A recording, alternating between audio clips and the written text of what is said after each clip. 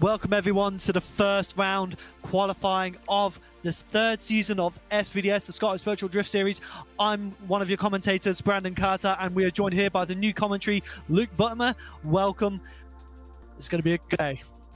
All right, thank you very much, everyone. Look, really excited here for SVDS. Some amazing caliber drivers coming up here, and I just cannot wait to see how qualifying goes. Obviously, the main event is tomorrow, but look, qualifying, I know there's some competitions recently, like your Formula Drifts and stuff, who don't like qualifying, but you just can't beat a good old qualifying session, in my opinion. Just you get to see a little taste of what these lead runs are going to be like, and it gets the driver focused, you know, gets them purely based on that lead run. So anyway, look, Brandon, I'm really excited to see how this is going to go. And obviously, look, you're betraying the commentary clan. You're actually driving yourself as well, so. Yes, I am. So I am going to have to bid adieu for the time being and head into the qualifying group voice chat, but I'll be joining back once the action kicks off and I've finished my run. So wish me luck, and I'll be back after my run. Alright, so there you have it, guys. Look, we are ready on the line to send our first driver. Just waiting a while for the judges to get their bits sorted out. Obviously, it's the start of a new season, so look, you're going to start to see some new drivers, some new builds, but the same old great competition. And might I add, there's some amazing work being put into SVDS. The track was completely remodeled, you know, of this amazing Driftland. It's just amazing the quality that's gone in. Amazing is the word for the whole night, really. And yeah, look, thank you to all the drivers, thank you to all the partners, and yeah, thank you for you guys for watching it so far. We are just getting ready for all the boys to go here. So look, this is where all the nerves have to go out the window.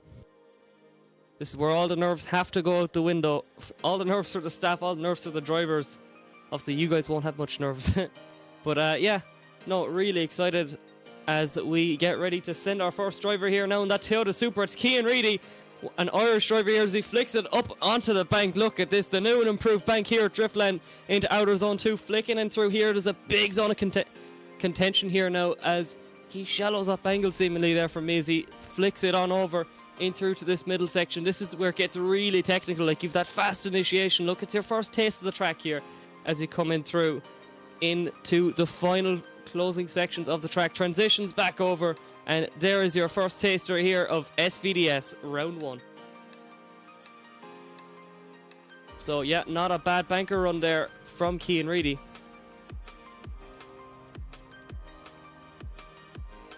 As we just wait now for him to get back up to the line.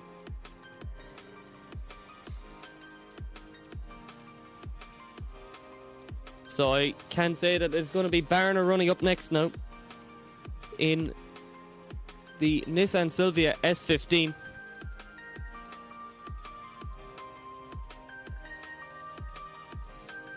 So here we go on the line.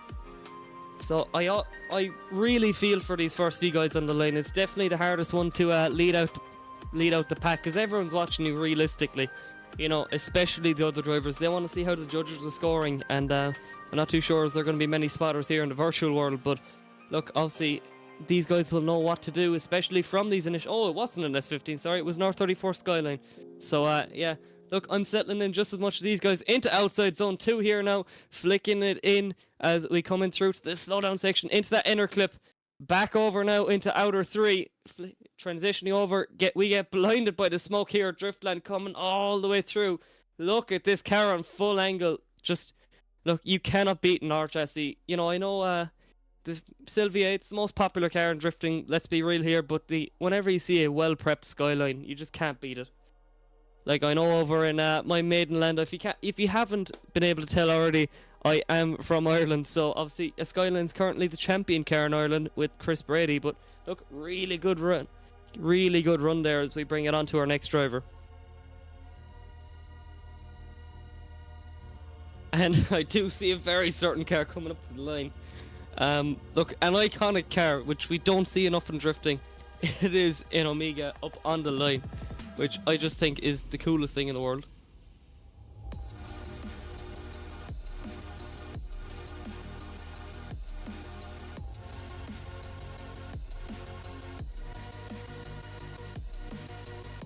So judges just seemingly still deliberating over that last run, getting the right score on the board.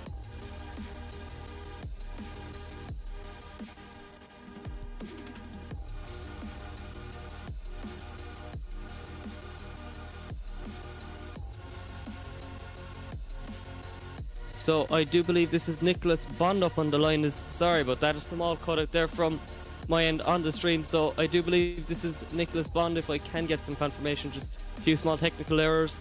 Yeah, it is Nicholas Bond. So sorry about that issue there, guys, as we come through into that final section.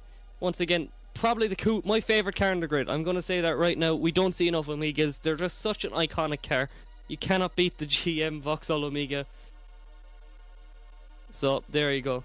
As I said in a voice chat there before with the staff, the most agri-spec drift car on the track right now, as we wait for our next driver up on the line.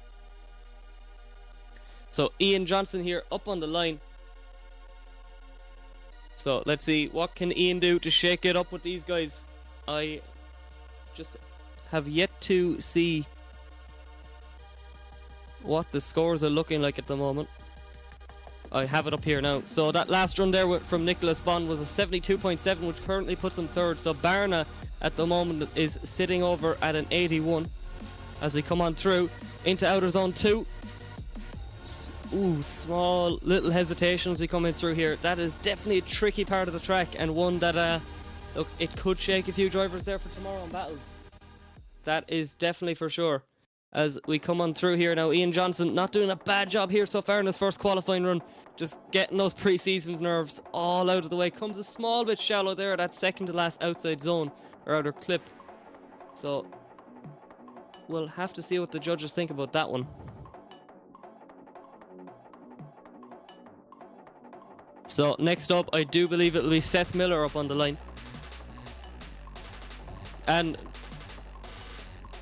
it seems though that we have no Seth Miller, and it is my fellow commentator here, Brandon Carter, up on the line. So the man who's betrayed us all by going driving very selfish altogether in that FrontSide Racing, one of our amazing sponsors there, as you can see them flashing all the way down through there. Let's see, what can my fellow commentator do? Comes all the way up on the bank here now, small little waiver coming into outer zone 2, so I'm going to be very harsh on him here as we come through into that inner clip, throws on, big angle, flicking it back over now into that outer really technical section now. Brendan not doing a bad job here. Also, I know if he was here right now, he'd have to make sure that in the mini comp yesterday he placed really high, and he was complimented by Owen Magner. So there you go, there's his amazing accomplishments here so far, and not a bad run there from Brandon Carter. I definitely think that will potentially see him through already into battle actions, and it's a 76 so far. It's a 76 for Brandon Carter in his first run, not so bad.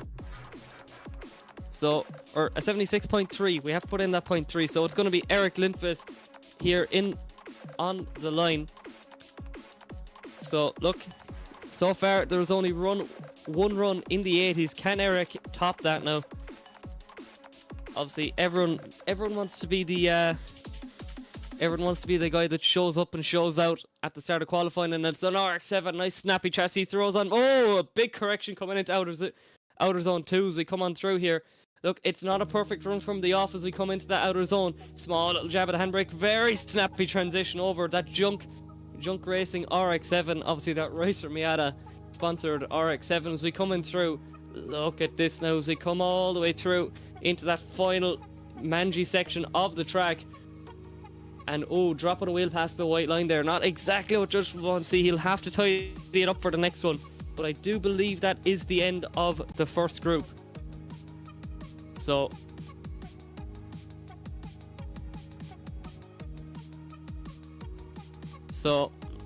yeah, we're just going to bring it all the way back now to the start of the group. So it'll be Cian Reedy once again up on the line.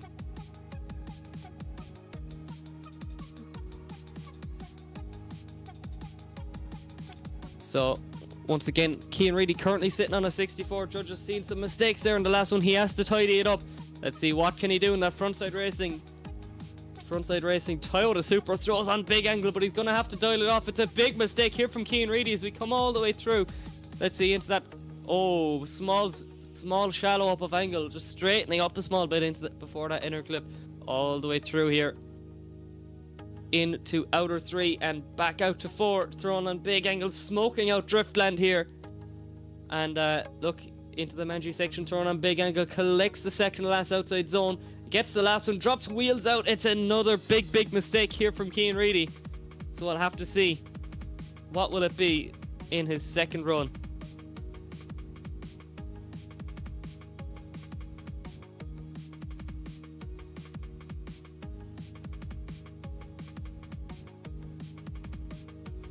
So we're going to bring it up back to Barna. So Barna in the R34 Skyline. Here we go, off the line, straight onto initiation. Look at that, absolutely beautiful job. Obviously he's currently top of qualifying. Can he do a little bit better than an 81 though? Look, I'm sure that 81 is going to see him through the battle action, but let's see what can he do. Coming up onto that inner clip. Obviously this is new to me as it is to you. There's so many new faces, to me at least, coming into SVDS. I'm so grateful for the opportunity to commentate this as we come in through to the Mandry section, transitioning back over. And let's see, just puts it perfectly on the line. Look, that is basically what everyone is going to be watching. And I do see that he will go higher, I believe. So just waiting for the scores to drop in. And he does go higher. He's higher by just 1 point. It's an 82.3, and there you go. Look, we didn't get him as much last time, so it's going to be Nicholas Bond in my favorite car on the grid, that Vauxhall Omega. Just such a cool car. We need more Omegas, that's all I'm going to say. That's going to be on the list for drifting, whether it's virtual or real life. We need more Omegas. So here we go. What can Nicholas Bond do as he flicks it on in? Look, it's just like it's in the north of Ireland on Easter Sundays, but here we go. It's a big mistake here. Shuts it down and reinitiates. It's going to be a big 0 already. Look, it's a big mistake anyway, and I'm pretty sure that's all she wrote there for the second run for Nicholas Bond. He has that 72.7 as a banker lap, but I'm not sure will it be enough. So, look, not how he wants his first round to start whatsoever, especially when he's so early in qualifying. Potentially the nerves could have gotten to him there. You know, something just something didn't gel with him that run. So unfortunately it is a 0, I believe, there for Nicholas Bond. So next up it will be Ian Johnson up next. So here we go.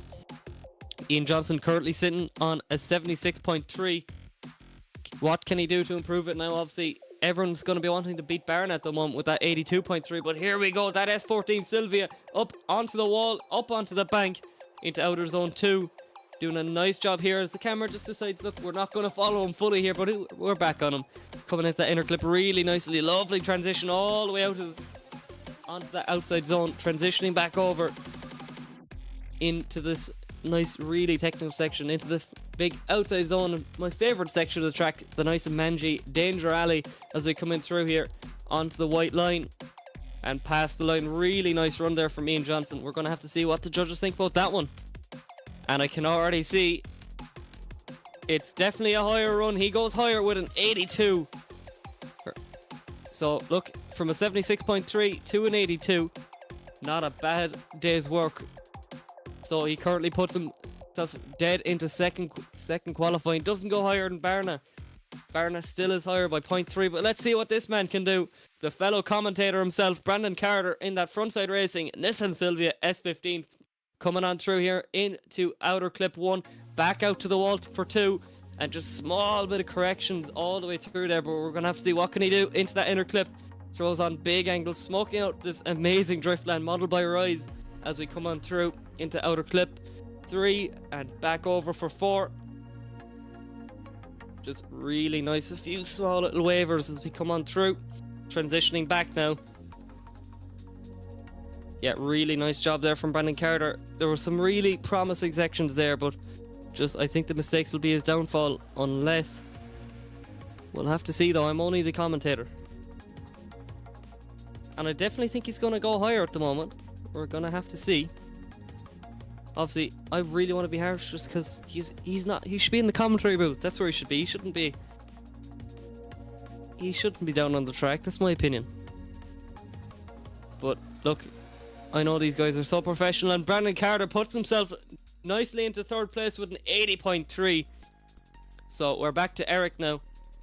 Eric currently sitting on a 75. Look, potentially not the banker he wanted to put down, but let's see what he can do. This is where he has to go all out in that junk racing RX-7. So here we go. Onto the wall. Look, this bank is definitely the talking point here. Just, they've remodeled it so well, and a big angle coming in through to this section. Big smoke. Just big everything, including the car. Those RX-7s are bigger than you'd think. They're a bit bigger than an MX-5 anyways, as we coming through into Mangiali. And, ooh, it seems there was a small stall up. I don't know, was it a lag or anything on my end, but it just seems to me that he might have slowed in the middle of that transition. I'm not sure. We're going to have to see what the judges think about that one. Will it be more of the same for Eric, or will he improve? We're going to have to see. And he does not improve, unfortunately. It is a 74 dead. So, 1 down from his original score of 75. So, unfortunately, Eric Lindqvist does not improve. I think that now is the end of Group 1. So there you have it, guys. And just to give a quick shout out there to the people that make SVDS possible. So yeah, really big thanks there to Mclellan Motorsport, Driftland, Dyce Carriers, Edmonds Alignment, FrontSide Supply, GT Omega, and Kaptured Media. Look, we're going to give a full walkthrough of all these guys, just because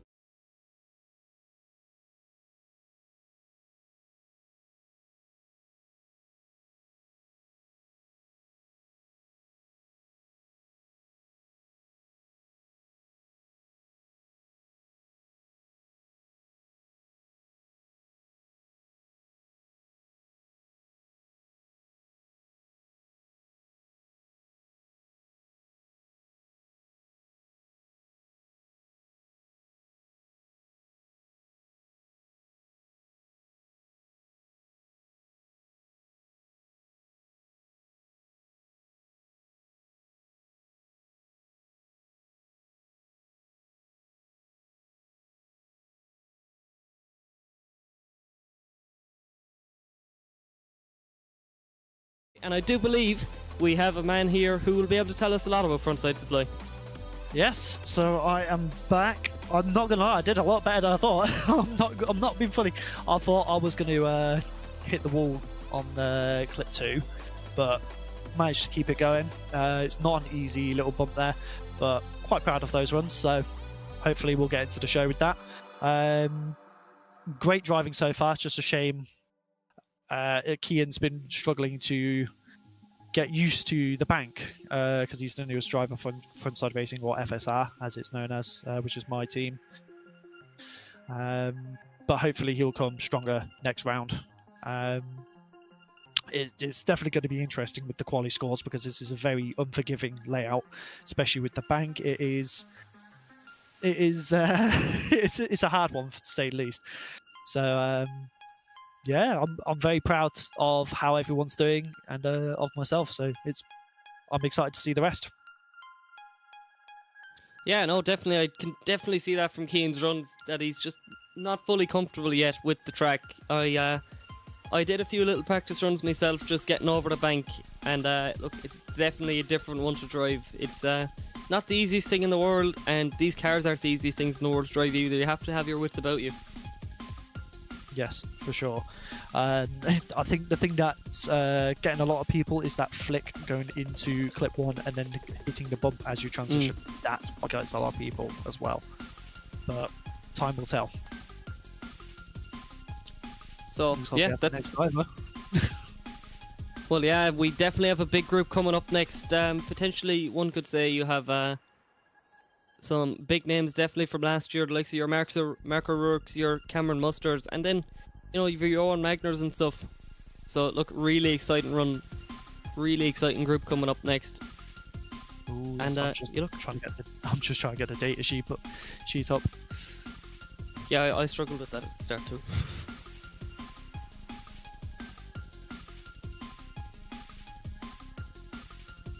But yeah, no, really nice first group. Look, I always dread all these guys in the first group. I don't know how you can do it. Just being put in first, you're pretty much what everyone sees first. Because even if anyone clicks off the stream, like other drivers, everyone's going to be watching the first group. That's what they're going to base their runs off. That's what they're basing everything off. So it's not. You essentially become the guinea pig. Yeah, pretty much. And it is probably the most daunting position to be in, but if you can brave that, you can take on anything, to be honest. You're set for the season. Sweet. Got the data sheet. Let's go. We are set up. So, just to remind you guys, it is currently Barnett Podolsky sitting at first with an 82.3, and then then it is going to be Ian Johnson, who, look, when I see him signed up, he really reminded me of a motorbike racer or road racer, because look, I'm a big motorbike fan, and I was like, oh, it's the same guy, but unfortunately not, it's not. Then sitting in third, it's a familiar name, potentially sitting in the commentary box with me. So how in the name of God did he come out with an 80.3?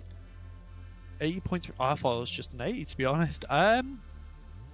No, there's a point. There, we do have action on the track, so here we go. It's going to be Marco Rook in that Toyota Supra as we come on through here. Mark putting on a big show for us here. He's definitely going to be the one that all the eyes will be on after some really good drives there last year. Coming on through into outer 3 and back out, coming on to 4. Smoking out Driftland here, putting on a big show. Coming into Mangiale here. Look, my favourite part of the track, I've said it already, just because it's so aggressive, and I can't wait to see the chase driver there, because I think we're going to see some bumper-to-bumper transitions. So there you have it. Not a bad banker lap there for Marco Rourke. Beautiful, beautiful, tidy run. Clear and concise. Mark is a very, very precise lead driver. So, as might I say, Ty puts down accidentally 888, so he thinks his run is that good that it deserves an 888 point run. Did he actually? My God. Can tell who the favourite is. We've got Cameron Mustard up at the line. Very, very seasoned driver. A good friend of mine and a very, very talented man. So I'm intrigued to see how he does with the bank. Definitely. And just sticking to the R chassis, you cannot beat the Skyline. Yep. So here we go, especially with a Jap Speed livery. Here we go. It's Cameron Mustard off the line. Coming in through onto the infamous bank, as we've now heard. Coming on through into that stall-up section, as I'm going to call it, because it's definitely going to be the make or break section of the run, Brendan, because it's definitely an interesting one transitioning over to that inner clip as we come on through here into outer 4 and back out to Danger or Mangiale. We've yet to copyright a name, as we're going to say it, as we come out to that white line. Very nice run there from Cameron Mustard. But yeah, no, look, there's a few bits in this track that can really catch you out, might I say. Marco Rourke has just top qualifying with an 87.7. Oh my but word. Will Cameron Mustard just will he pip him? Will he pip him to the score? As we see Owen Magner, I believe, up next.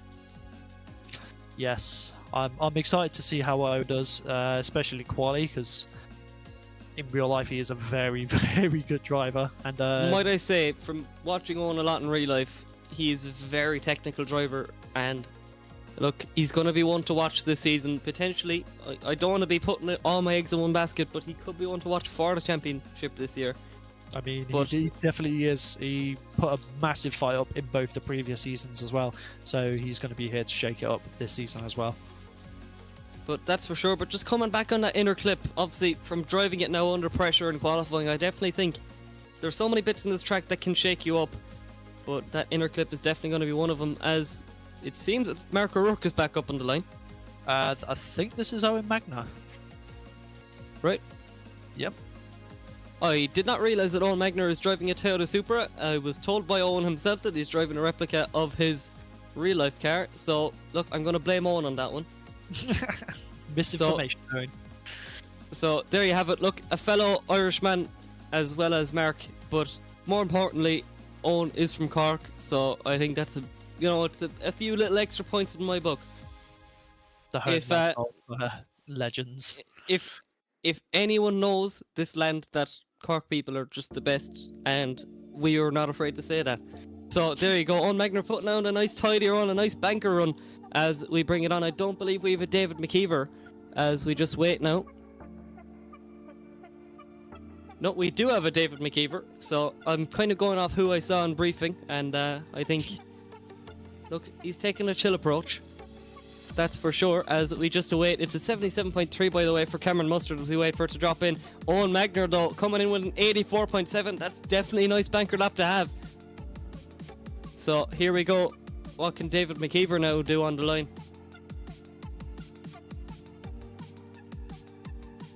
So, look, already Group 2 is seemingly the group that just likes to top qualifying or get right up there. Within the first 3, we've already seen mid-80 plus runs. So, look, there's some big runs coming down. And I'm sure David McKeever, that Carbon Drift Team car, is well able for it. So, yeah, Carbon Drift Team obviously coming out with some really high-quality stuff already. But we come on through now. Nice little Manji all the way through into outer 1 and back out to 2. Let's see what will he do up on that inner clip. Small little waver. And look, it's definitely a weird section to watch. I said, it's going to be make or break. I think it's genuinely, you can get over the wall, but it's just coming off the wall and coming into that inner clip. I think it's really tricky, and it's not making it easy for the drivers, which is a good thing in my books. You know, you don't want to be giving these drivers easy tracks. You want them to be challenged. Exactly. You know, what a way to kick off the season with one of the hardest layouts I think we are possibly going to be given. Yeah, definitely. Look, these guys are getting everything thrown at them, and unfortunately McKeever there just getting cut out slightly. I'm sure he's going to clean it up for the next one.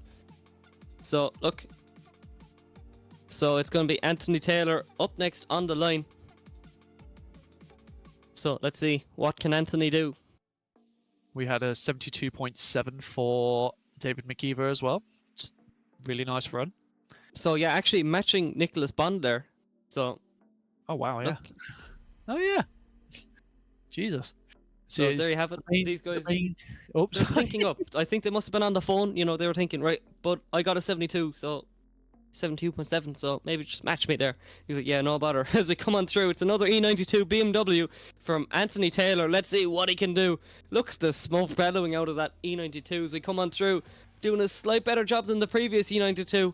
As we come on through into outer 3, doing a big flick over now as we come back out to 4. Now this is just a really nice flowing section. I always love to see just really technical sections where you kind of have to keep it on angle, because it's very easy to have the car drifting for that long and so much angle that it's just going to say, no, I don't want to be going for this long. And you can run out of gearing, it's definitely possible, but it didn't happen for Anthony Taylor. He's a car well dialed in, and it's an 85.3 for Anthony Taylor on his first run. What a run. What a run.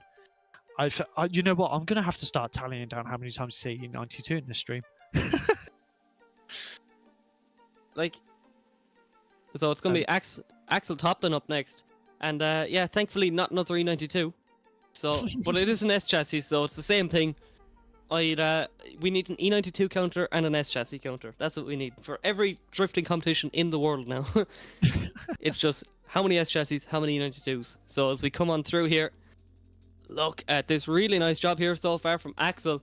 Hopefully he doesn't break any axles, but as we I had to bring in the dad joke there as we coming through to the Benji section. So ooh, very risky there as he just puts it on the white line. Did he go over, did he not? We'll have to see what the judges think about that one. Yeah, I know they've said that it isn't a 0, but it's probably going to be a big deduction. Axel is a very good driver as well. During the mini comp we had last night, I had a really good set of battles with him. So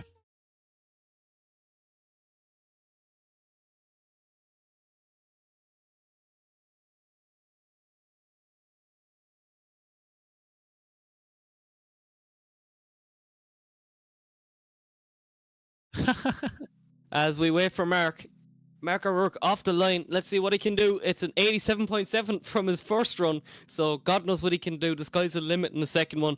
Look, one to watch for the championship for sure as we come on through. Look at this from Mark O'Rourke. Look how fast that car is, and it's qualifying. Like, a lot of guys will want to nearly slow it down a bit for qualifying, make it a bit safer, and potentially make the other guys think, oh, this guy doesn't have a fast car. But look how quick that car looked from the off in that Toyota Supra. And another car you wouldn't really see as much in real life, but in the virtual world, they've definitely come into their stride. So it's a 90 from our first judge. Both the judges so far have an improvement. So let's see. 7. So there you go. Just about doesn't break into the 90s, but he does improve by 1. So he got an 88.7. So here we go. Cameron Mustard now up on the line. Look, another big name for the championship. Look, that's what we also need to counter for how many times I'm going to say big name for the championship, because it's just the level of drivers is absolutely amazing this year, and I'm really excited to see what all these guys can do. Qualifying's fun, but it's when you come to battles that's when you're really going to see some driving. We come on through into outer 3. Look at this now. That skyline is just so cool looking. You cannot beat a Jap Speed livery. Such an iconic just name in drifting for so long, whether it was in Britain, Ireland, anywhere.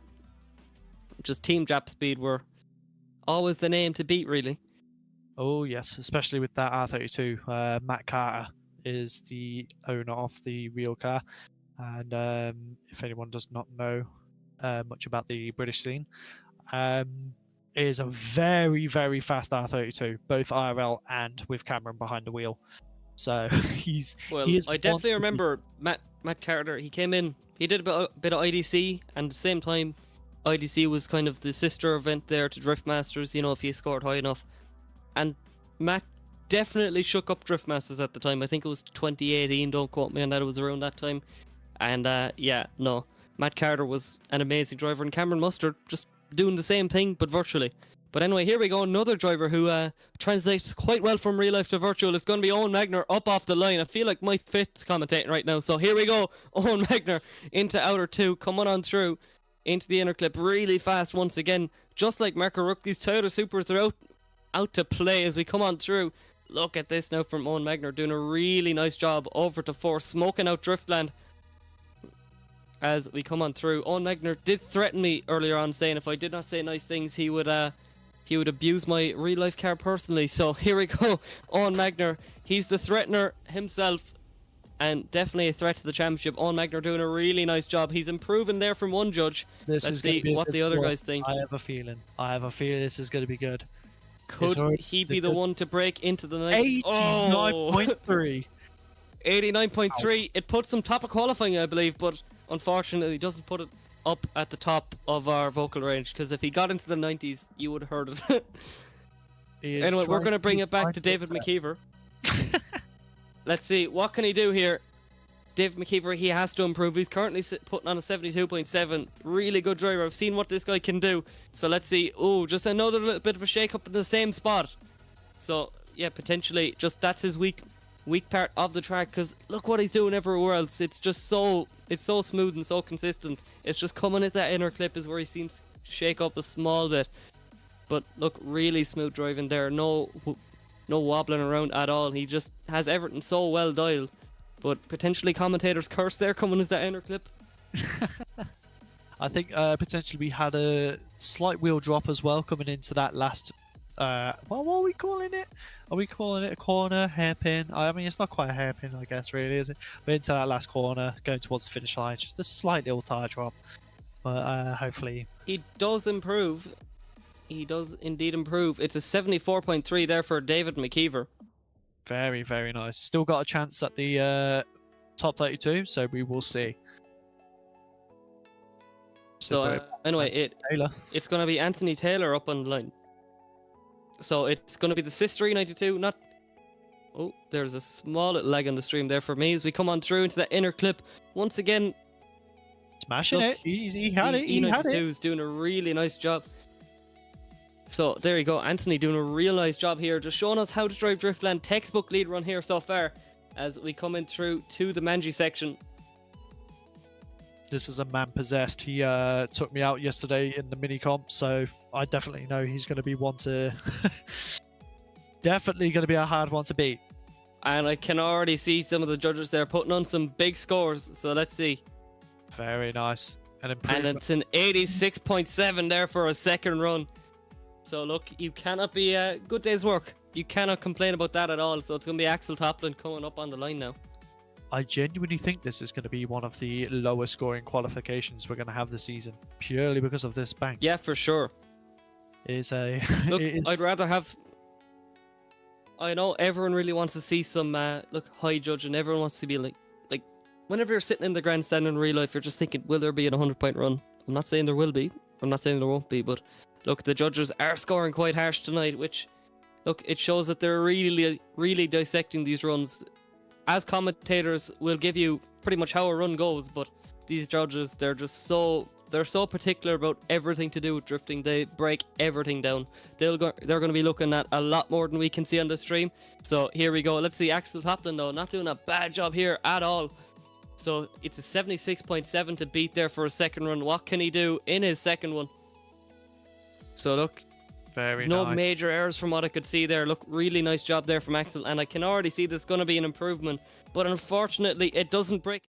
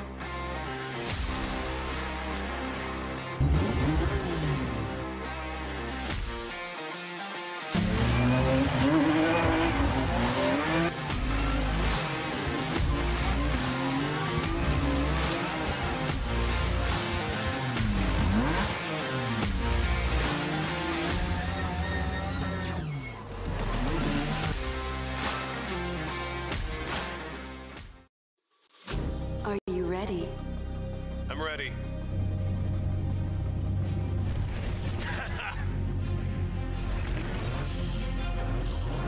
Let's go. Show me what you got. Oh, Is that everything you got? last turn. Catch me if you can. That was great. That was a good game. Unlock true experience with GT Omega.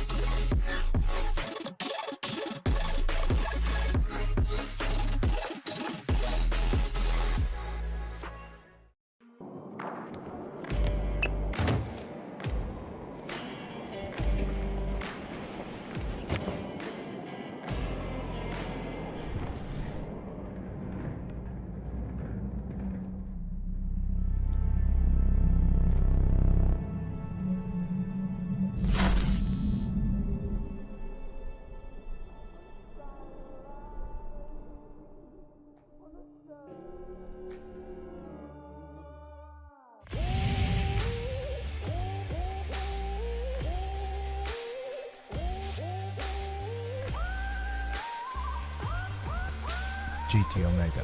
Stay ahead of the game.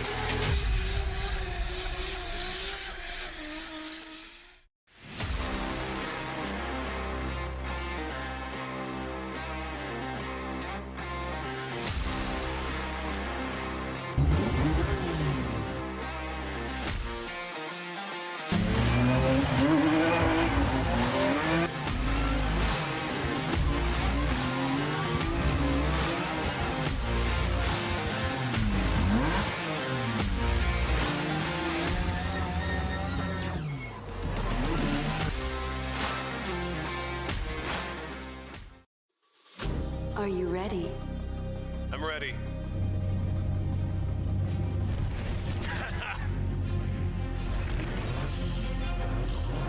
Let's go. Show me what you got. Oh, Is that everything you got? last turn. Catch me if you can. That was great. That was a good game. Unlock true experience with GT Omega.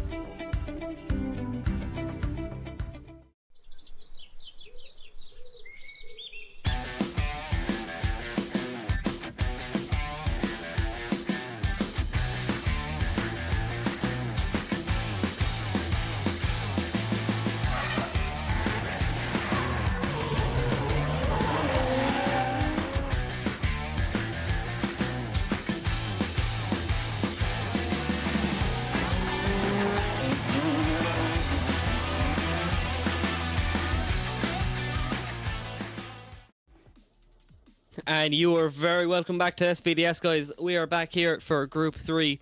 So it's going to be Marcel Studinsky up on the line. So, yeah, look, thank you for bearing with us there as we restart the service, making sure everything runs tip-top shape there for all our drivers. And once again, we had an amazing second group there with Owen Magner coming out on top there with a massive run there as he comes out with an 89.3. So, let's see. Look, we've some very good drivers coming up next. Some big names from the last season. So let's see, what can these guys do? I am not currently joined by Brandon Carter at the moment, but anyway, here we go. Marcel Studinsky up on the line with that 2 Series of Lead BMW. I'm not too well in on my modern BMWs. We coming through here. This is a point of contention now that which we're going to have a little chat about there on stream. That inner clip there, it's catching out a good few drivers here so far already tonight as we come out through into that outer zone, outer clip 4. So not doing a bad job here so far. Marcel just showing us a textbook lead line here at Driftland round 1 of SVDS. So yeah, look, really good banker run there. We're going to have to see where it scores him there tonight. But definitely one he can't complain about. He just hit all the points. He done exactly what he has to do. So, oh, and there's a big number already in from one judge. I'm really excited to see how this goes. And Marcel Sedensky comes in with his first run, an 89 dead. So there you go, an 89 for his first run. That is definitely a big run. Big run. So it's going to be Jesse DeSantos here up on the line in, look, the baby blue Nissan Silvia. So look, if you want any pressure at all, Marcel just came out with an 89.7. So look, let's see what this guy can do. Pink and blue, putting on a big show here for us. Let's see, Jesse coming on through into that controversial inner clip, thrown on big angle. Not a fear of it whatsoever. He comes in as he comes into outer clip 3 and back over for 4. Thrown on huge smoke here. Let's see, doing a really nice run coming in through to Mangiali. Just there's one clip back out to 2, and from what I can see does not drop any wheels off the white line. So look, nice banker lap there. Textbook lead run once again. So really excited for what all these guys can do. It just missed some of the pizzazz there as we got from Marcel there. So yeah, it's going to be a 76 for his first run. Not bad whatsoever. So we have Darius Ostraka now up on the line. I am back. He is back. There you go. There we go. Yeah, Darius is a very big name, very talented driver. He was our Series 1 champion, from my knowledge. But he's back again to try and prove whether he's the top dog once again. And that is for sure. Let's see.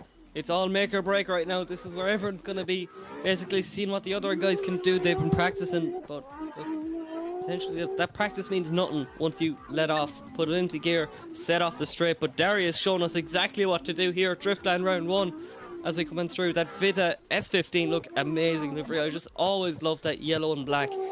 Look, really aggressive look for the cars, and what a run there from Darius Ostraka on the first one. This is going to be an 87 for the first judge. Let's see what the other lads think. Oh, it's looking good. It's looking very good. Let's see, what can he do for a banker run? Where's the drums? We just wait for the last judge. RYZE is definitely deliberating on this one. Jesus. RYZE is in hard thought about this. As can I just say, I'm really excited because there's an estate on the line, and anyone who knows me knows I'm a big touring guy. Oh, we got a couple of changes going on here. And it is going to be an 83.7 for Darius Ostraka on his first run. What a banker lap to put down. So here we go. It's going to be Michael Trapp, I believe, now up on the line. This is a very interesting car as well, E30 Estate, and it's the only one in the season as well. So I'm intrigued to see how this car does, because it's a very tasteful machine. It is not hard to impress a commentator whatsoever. You just have to show up in something really weird, and we're going to love it. So anyway, here you go. It's going to be that E30 touring there of Michael Trapp as we come on through. It's a big car to put on the wall. Let's see what he can do. But he puts it on the wall no matter what.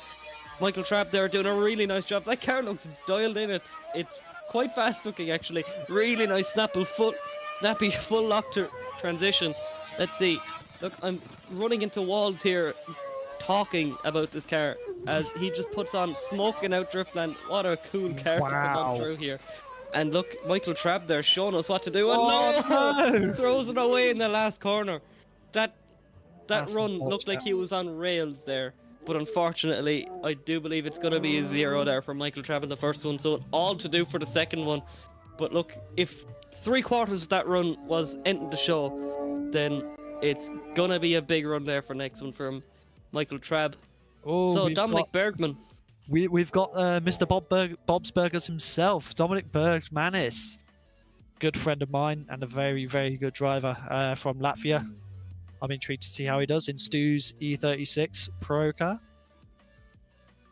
Yeah, definitely. Look, I've seen some runs there from Dominic. He's a big name, and I'm sure he's going to be one. He's going to see that 89.7 think, right, let's go higher.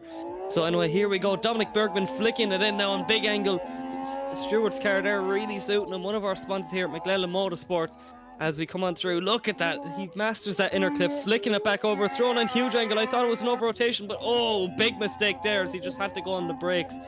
Potentially overcorrecting there now, and I do believe it's going to be a 0 dropping in from what I can see from the judges' sheet. So look, not what we want to see from Dominic Bergman. Not perfect whatsoever. It's a shame, but it's Dominic. He said he's going to go hard or go home. So we'll have to see with run 2 Look, whether he goes he's hard not going or home quite yet. He has a second run to do. Yeah. But it's going to be Ernestus. It's going to be Ernestus Yakubulis, and forgive my pronunciations. And the I first didn't actually think he and was the going first to round. turn up this. I genuinely didn't know if he was going to be here for this. So I'm pleasantly surprised to see Ernestus in it, and he's an absolute machine of a driver. So I'm sweating thinking about it. So here we go. Just one generation older than his teammate. It's an S14. Here we go. Up onto the wall. Ernest is doing a really nice job here so far. Shallowing up an angle a small bit as he comes up in through to that inner clip. And so far, Group 3 seems to be the master of the inner clip. Not too many people getting caught out by it as we come on through here onto outer clip 3 and back over for 4 on huge smoke, huge angle as he throws on just a little bit more there for Mangiali as we come on. There's one. There's a second. Doesn't drop wheels over the white line. You always have to have that little pause to see will they do it. But you look really textbook. Nice run. And there's it is looking good. It is looking Ty good. is putting in a reasonably big number there for the first one. And okay, we could be on for a big one here as we wait for RYZE. I mean, that was a textbook Ernestus run. Very concise, very precise. Definitely. Just So doing it right. Owen Megner will be biting his teeth watching this one as we wait. So Come just on, waiting for it to guys. drop in.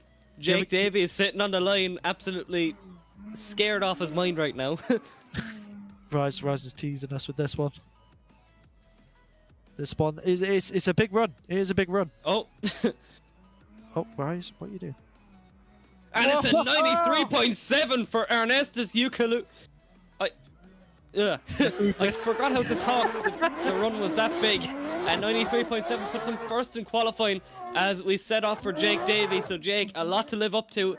I know him from driving in real life. He's definitely well capable of it. So let's see what he can do in just that standard VDC S15, the 2J1. So coming through here, nothing special, just look, he said, right, all these guys getting their custom cars, no need. Let's see what I can do with a public car as he come in through to outer 4 and back into Mangiali.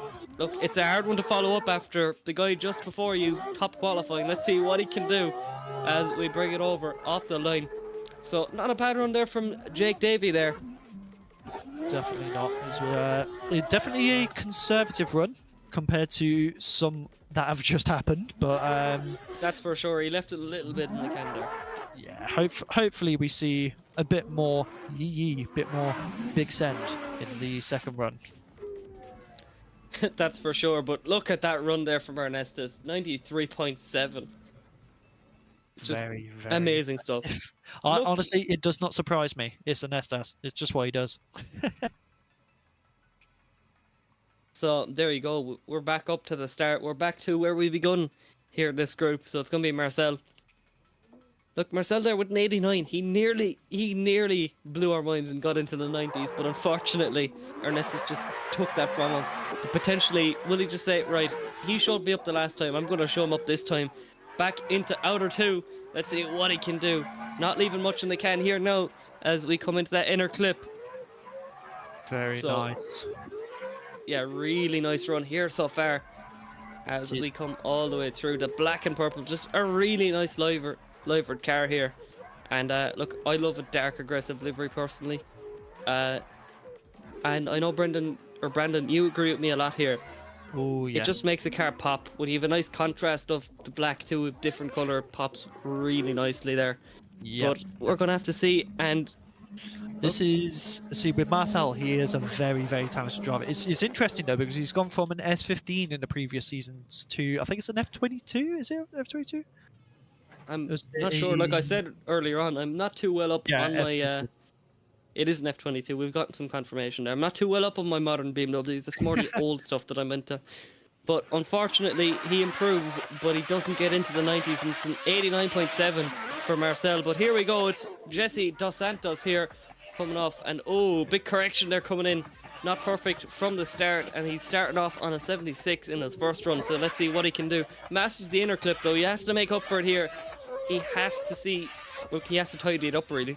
It was a big mistake in that first corner. So let's see what he can do into outer 4, back out to Mangiale, and look, like I said, I like my dark liveries, but the car really pops once again when it's that really bright colours. Oh yeah. Just, It's very candy floss looking car. yeah, it genuinely does look a lot like Candy Floss. You know, I feel like I'm at the fair.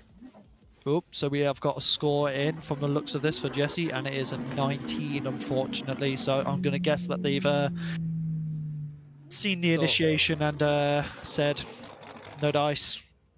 But we've still got a score on the sheet with a 76, so he's got a chance. Yeah, that's for sure. But anyway, look, Derry is here off the line. Let's see. His teammate is just top qualifying. Let's see what he can do as we come off the line. Look at this so far. We're not going to see some big mistakes here, I don't think. As well, if we do see mistakes, it's going to be from pushing too hard. Let's see what this guy can do. Look at what he's doing so far. Right on the line there for outer 3.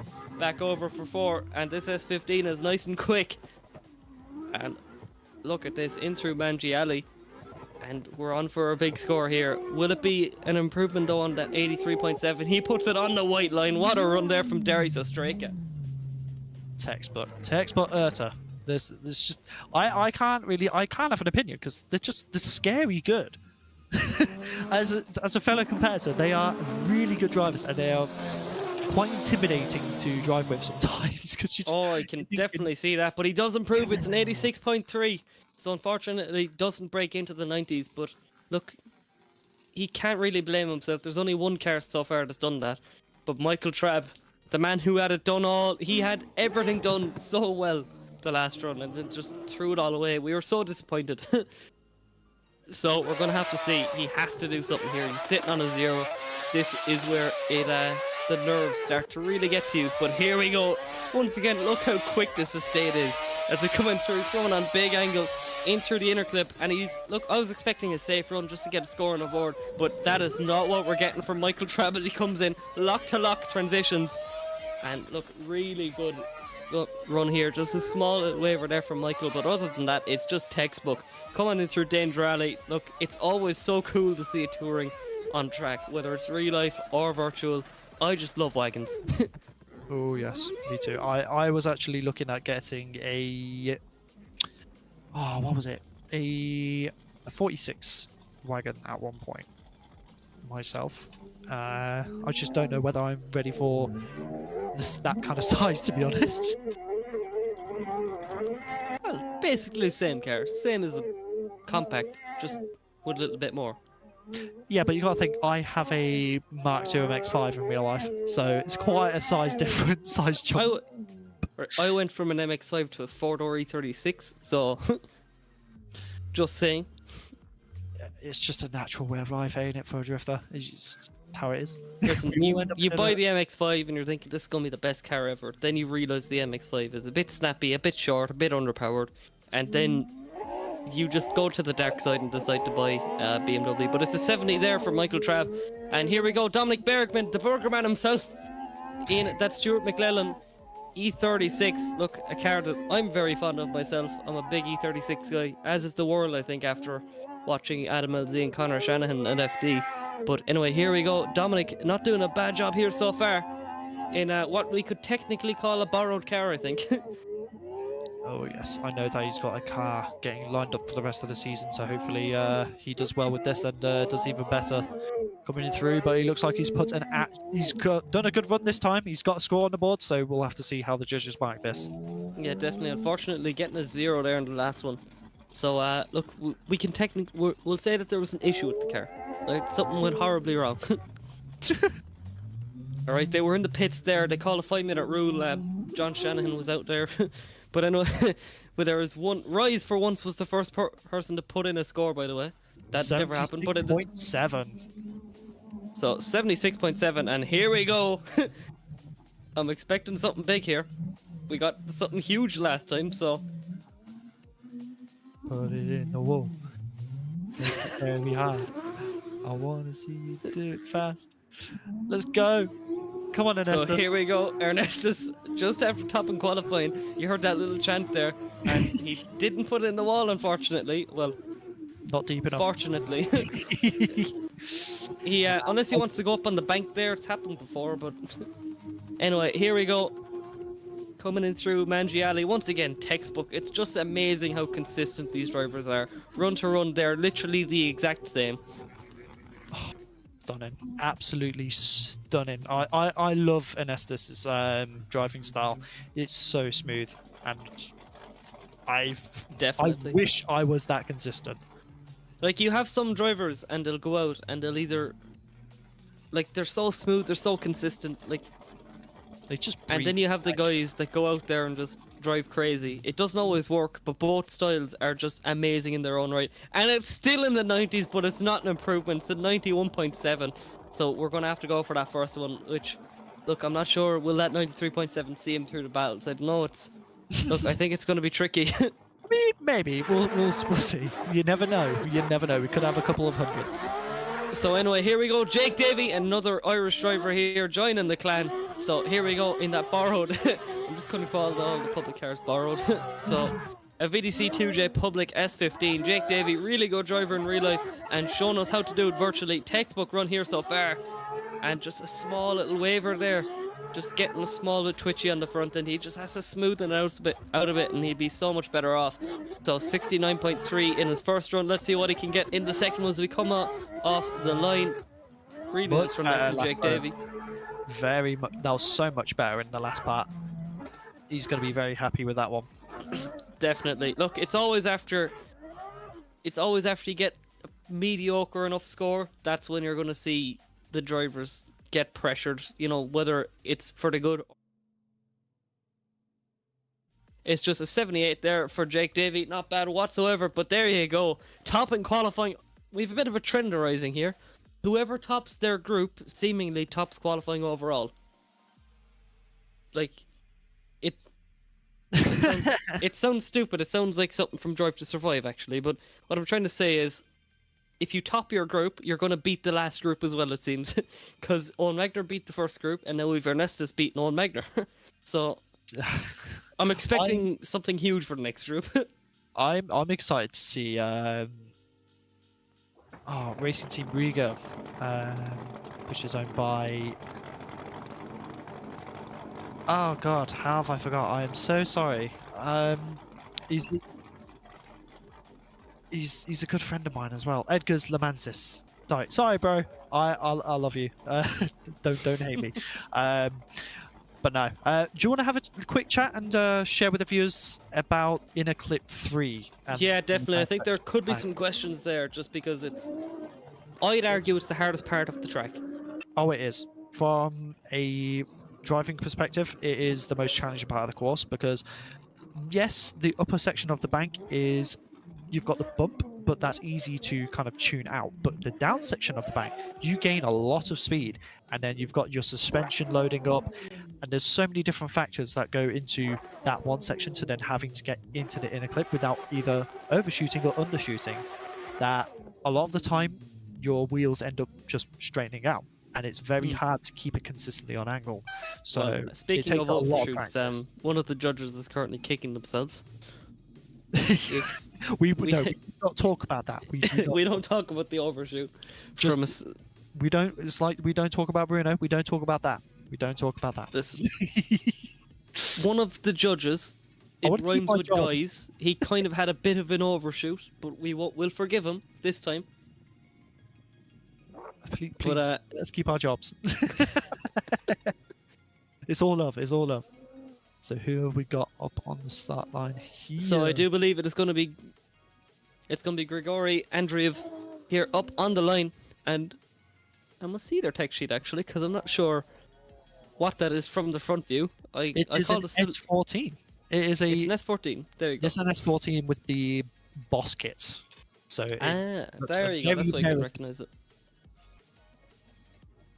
Never mind. I've gotten some words. It is Jan Matthias actually on the line. So it's still group. It's still group 3, isn't it? Yeah. Yes. Group C. Yeah, group C. So. Wait, what? What? Huh? Right. So you heard it there. we're in the second half of, well, you didn't hear it. We're in the second half of Group B, according to our amazing Blackout, keeping us all in check, because all of our brains are fried, and he's the only one keeping us all sane. But anyway, here we go. Jan Matthias up on the line with that Boss S14.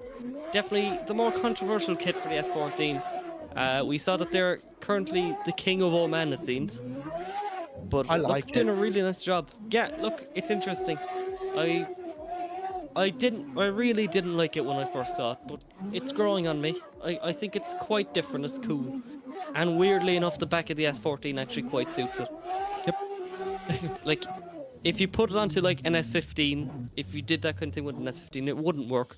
But the S14's weirdly boxy. It's round, but it's boxy.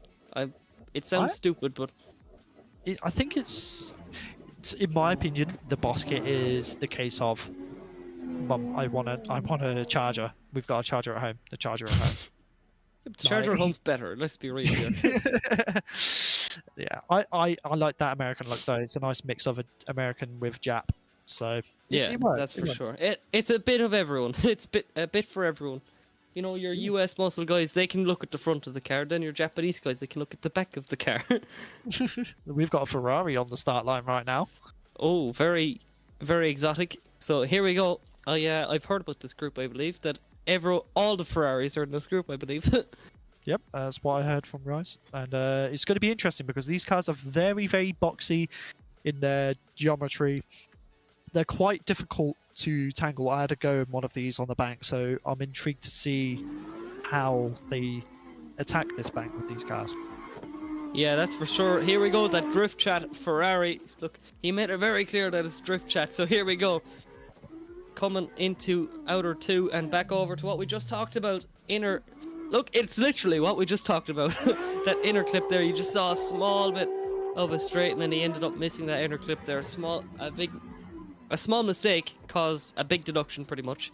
So 75.3 for Jan Matthias. And let's see what Grigori can do in that Drift Chat Ferrari. So yeah, look, it's not perfect. He's gonna have to tidy it up for the next one, but You know yeah, what? look, He's not got it easy with the choice of chassis for this layout, but yeah, that's for sure. he's making the most of it. So hats off to you, mate. That's for sure. Look, those Ferraris are not the easiest thing in the world to drive, but they're arguably the most stylish. And They sound speaking amazing. of easy Well, to drive and sounding amazing, we have an RX-8 on the line. This is Rashandi Adria, Carl Mohan Racing team member, teammate of William Holloway, and this is the Carl Mohan replica RX-8, and I'm interested to see how this goes. And once again, Kyle Mohan, if you watch FD, obviously you're going to know the name. And Rashandi doing a really nice job here so far in that RX-8, coming on through. Just a small little bit of a waver, but he gets that inner clip coming on through. Really nice snappy transition there from Rashandi as we come on through. Let's see, onto outer 4. Yeah, look, textbook so far. Doing a really nice job as we come on through. There's one clip. There's the other clip. Just about doesn't drop wheels on the white line. Doing a really nice job there. So, there you go. Rashandi Andrea doing a really nice job with the Kyle Mohan replica RX-8. So, oh, very, very nice run here so far. Judging wise. So, and there you go. It's going to be an 82.7 for the first one. Not a bad old banker lap there. As we bring it on to Aaron Heyman. With a very, very low, laid back wing. Jesus. It's very similar to Darius's, but I feel like it sits even further back and wider than Darius's. Like it seems to be with the S15s. I'm the one to talk. That we're all competing to see who has the biggest wing. Yeah, pretty much. It's just a big wing measuring contest. Oh, I think I win. Personal preference, but I think I win. Yeah, definitely moving it all the way back there. I'm not if this was real life, I wouldn't be surprised if I saw that spoiler absolutely flying off like Martin Richards at LZ Fest all those years ago. But anyway, here we go. Aaron Heyman in that beautifully live S15 as they come on through. So not doing a bad job here so far. Oh, sorry, and we've gotten word there that's not Aaron. It's actually Kripsev's Rasa. So there you go. Once again, commentators, we know absolutely everything about drifting, as you can see. Look, not a bad first lead run. See, this is a nice change-up as well, because Kristaps last season was using the A90 Supra, and he would seem to be doing well in that, but from the looks of this, he seems to be a lot more comfortable in the S chassis compared to the A90, because it's a very, very different kind of driving style that you need for these. And speaking of different driving style, we have an RX-7 coming up to the line. Oh yes, these cars are really nice to drive. Oh, that's for sure. They're so light. Very fun, Sam. And I do believe that's an aero-kitted. Oh, as he decides to mount the chicane there, but he still collects the outers, only made sure of that, even if he was about to head for the grass there. But like I said, an aero-kitted, I believe, RX-7. That's what it looks like to me. So pretty much the James Dean kit, the coolest kit in my opinion for this car. As we come on through, look, doing a really nice job. Once again, I just love the look of the RX-7. They have such a nice body line as we come on through. And look, Dominic there doing a really nice job there to show off as good the body lines are. His lines on the track are also quite good as we come on through there. Look, not a bad run there. I'm not sure, was it past the line? It seemed he dropped wheels, but I'm not sure, was it past the line? We will have to see. It's down to the judges, and I feel sorry for the poor little semaphore at the start line there, just at the end of the chicane. Our little start light just getting a nice little tap, so we might have to go and see if that needs any repairs. So get the cable ties ready. So Johan Looks Garcia, fine. we're gonna have to see what will Dominic be scoring. So it's gonna be Johan Garcia up on the line. So I definitely know what Johan is capable of, whether it's no matter what game it is, whether it's Assetto Corsa or Car X, because we're going to call him out. He's a big dirty Car X player as well. So here we go, Johan off the line, the Carbon Drift Team 180SX. Always love to see a 180 or an S13 off on the track. So here we go, Johan not doing a bad job, just small little wobble into outer two and heading over for that inner clip there. Just small little shallow angle coming on through, but so far not a bad job overall. Just a few small little mistakes here and there, which I'm sure he's going to be tidying up for the next one. But in the latter half of this run, he's doing a really, really nice job there. Look, this is kind of where you can practice a lot for. It's less weird. You're more used to it from other layouts and stuff. Whereas the first section, it's completely new to so many people. You know, from the bank to the bump to the inner clip, it's definitely an interesting one. So, first two judges, scores in really quickly, and then you've RYZE. But anyway, it's going to be 75.3 for Johan Garcia. We have Ferrari number 2. This one's a 599. The previous one was a 599XX. So we've got the... Is it Federico? His name is in FD. This is same kind of 599 as he would be competing with. Hopefully we'll see some panels after this one, because unfortunately the same thing couldn't be said for Federico. And let's see, it's going to be Erasmus Maelstrom up on the line. So can I just say he missed the opportunity to have some Strom wheels in this. I'm just saying, it's in the name. He could genuinely put some Stroms on and it would be the coolest thing ever. But anyway, here we go. Not doing a bad job here, especially considering they're not the easiest car to drive around here. But look, these Ferraris are really cool, but you'd wonder just how people drive them. It's just so exotic to me, you know, as a little paddy, as a little Irishman. A lot of commitment that's required in these cars. A lot of commitment. One thing to bring up is definitely a bit of struggle on the coming off the bank through the inner clip. I did notice that he was aiming like that cone has been sent into the stratosphere. But, and unfortunately, by the way, guys, we have no Kenneth Casey, my photographer in real life for my event, so I'm disappointed to see. I know he was struggling a small bit there because he decided to put a 4-rotor inside an MX-5 and he was just struggling a small bit with the bank and stuff, so unfortunately I don't believe we have a Kenneth Casey, so it's going to be Grigori sitting on a 0 with it all to do. Or, sorry, Jan Matthias, we got it mixed up the second time as well. Just going to mention Rasmus did get a 0 in his run, unfortunately, so luckily he has a second chance. That is for sure. So anyway, here we go. Jan not doing a bad job. Has to improve there from a 75.3. And so far, it looks like he will. Just a small little shake up there coming into outer 4. and throws on big angle there, and oh, just definitely a small bit of left foot brake there, I think, just to get out to that zone. Puts it on the white line. Overall, it was quite a good run, but there was just a small little sign of struggle, I think, here and there. Yeah, he was very committed, very committed. But he would, you know what? Fair play though. He held that I can't do my words. He held the angle very well in the hairpin. I thought That's it was for going to sure. over-rotate, so very good recovery.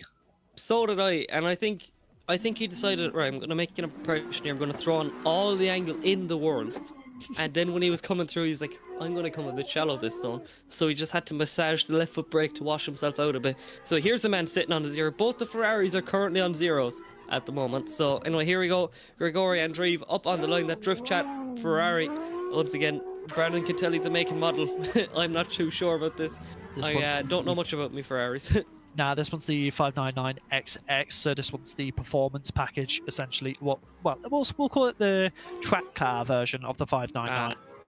That is so look, definitely a score on the board this time from Grigori. So like I said, guys, not easy cars to drive whatsoever. But you can see the struggle. The thing that defines them the most is they're very stiff in their steering and suspension.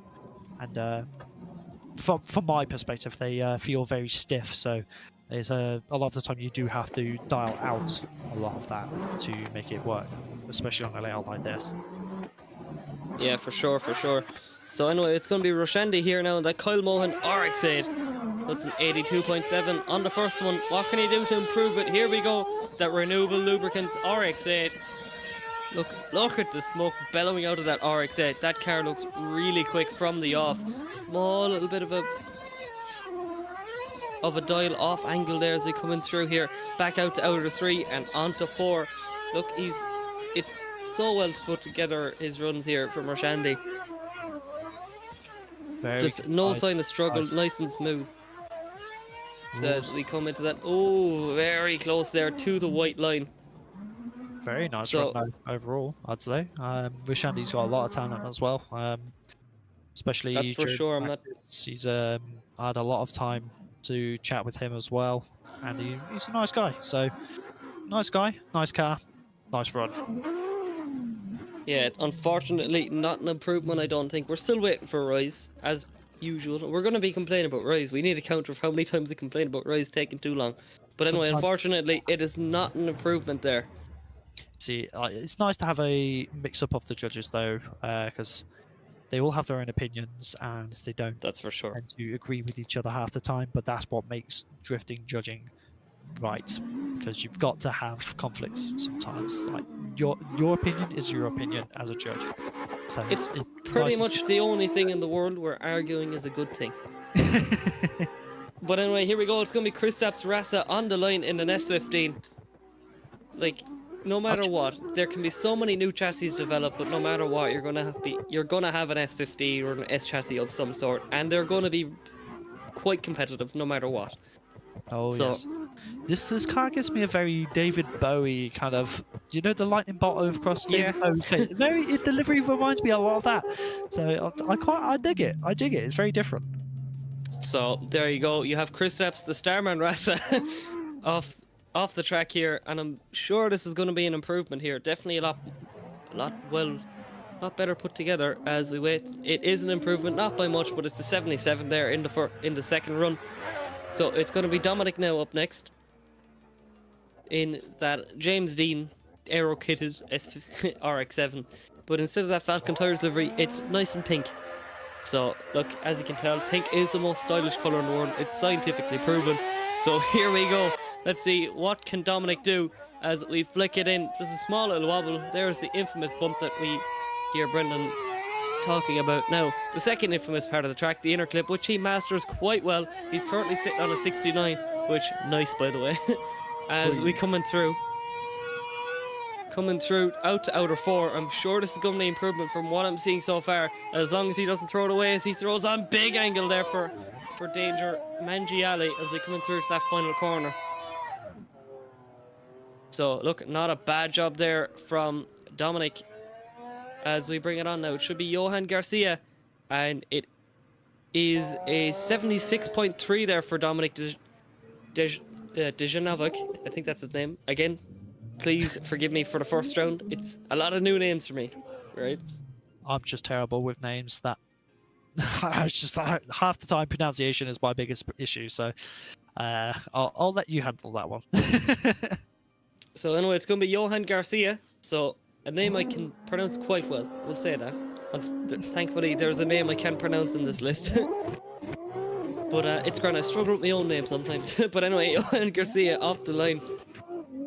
And let's see what he can do. He has to improve here from a 75.3. Coming in through, really quick looking car. Once again, a waiver there coming into the inner clip and comes a small bit shallow. It's not perfect here from Johan coming on through. So big angle as he comes into 3 off to 4. In through Mangiali. Look, this is still, I just think it's such a cool part of the track where it's just so snappy of a transition. It really reminds me of some other layouts. And look, that's what I love about Driftland. You get a bit of everything. There's so much variety. It's pretty much, I think, the only track in the world aside from a handful where you can run so many different layouts in just the one section of track. Like it's such a versatile track that you can do so much. Now, it's our second Ferrari of the night. And it's our second Ferrari that is sitting on a 0 and has to improve. So, let's see. Rasmus Maelstrom in the Ferrari. Once again, Brandon can fill you in on the name. It's the 5.9. Oh no, yeah, no, this one's the 5.99. just the 599. There you go. I know my Ferraris. Big Ferrari guy. As they come in through there. And look, not so bad here from Erasmus so far. Look, tidying it up, putting down a nice banker lap. Unfortunately, normally the banker lap is in the first one, but he just has to get a score on the board to get a shot there, top 32. Because we have a lot of drivers on the list here and a lot of drivers who want to take his place in that top 32. So here we go. In through to Mangiali and out to that final corner. Really nice job there from Erasmus. Very, very nice. Just looking back on the stream at the moment, and no, he's handling this Ferrari 599 very, very well. From my experience of driving these are not the easiest, as I've said.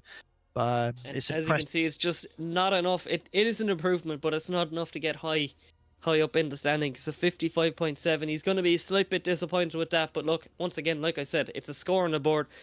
They're not easy cars to drive, and certainly it's not easy to come in and just drive. There's a lot of people, a lot of eyes on you there here at SVDS. But there you go. There is your second half of Group B.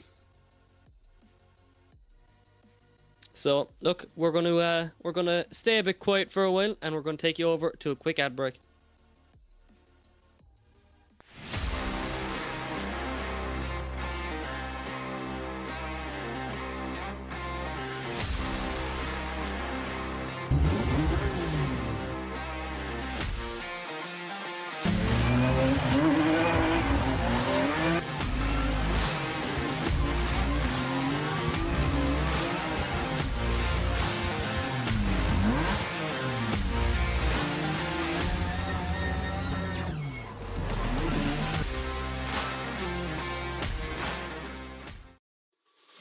Are you ready? I'm ready.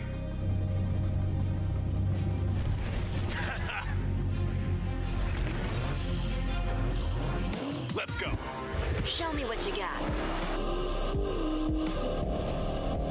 Oh, Is that everything you got?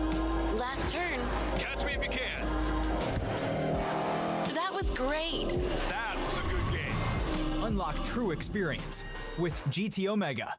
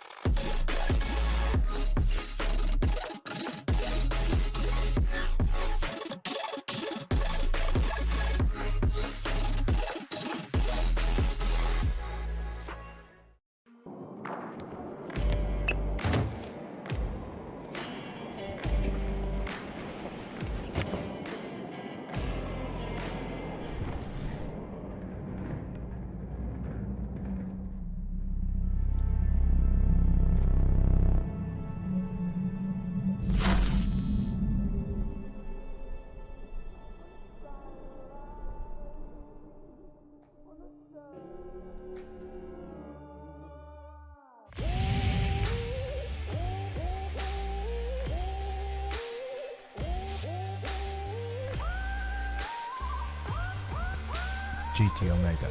Stay ahead of the game.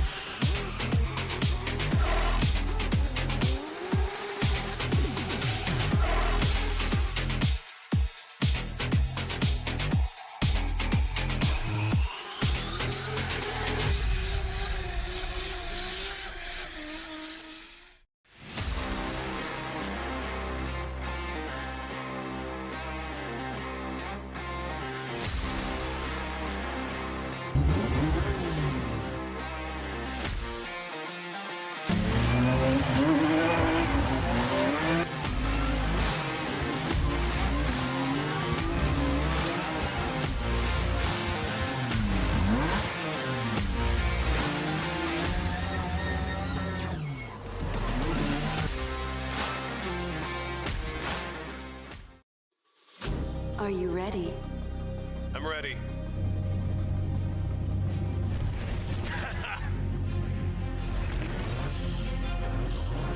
Let's go.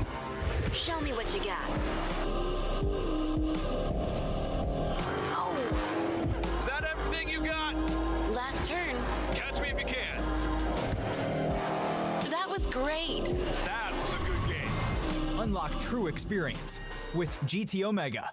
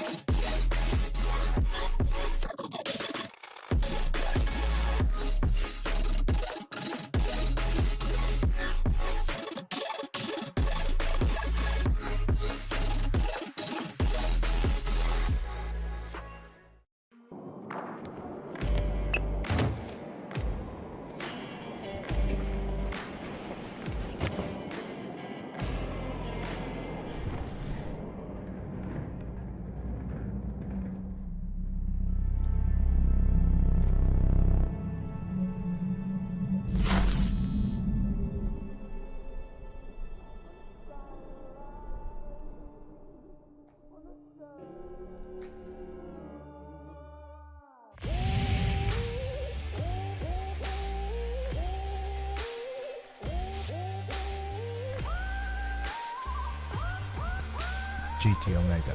Stay ahead of the game.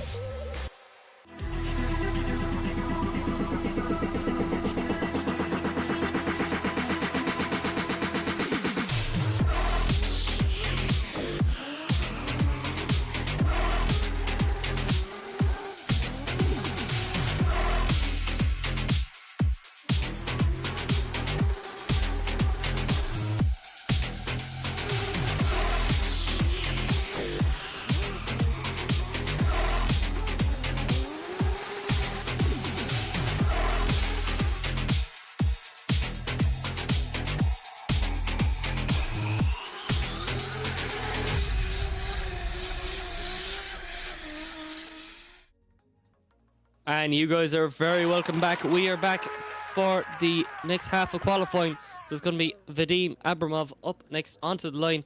Look, I'm buzzing. There's some big scores already down and some big drivers yet to come. So, look, Brandon, I think we've been blessed already, but there's so much more left to go. And I'm overall just really, really excited for everything to come. Oh yes, the season is definitely going to be an interesting one, and mostly because the prize pool has been included with a GTO Mega ART cockpit, which I actually use myself. So a massive thank you to GTO Mega for that. So here we go, Vadim coming up through. I'm not sure, once again, need to get myself more in tune with the more modern BMWs, but I think that's looks like an M4, I think, or so, I don't know. Anyway, look, so far doing a really nice job, absolutely textbook here so far from Vadim. Just so many talented drivers, like a lot of comps I know in the virtual world, they'll be like, you know, you'll have your top 32 and your top 16 guys, and then the rest of them will be fairly choppy scores, whereas overall there's just so many big drivers, just, and even where the scores aren't quite that high, it's probably just due to a silly little mistake that they threw away, because overall it's just so amazing, the overall caliber of driving. And speaking of caliber of driving, we do have a Drift Masters driver coming up the line, fellow Irishman Conor Falvey, Brandon. What a guy.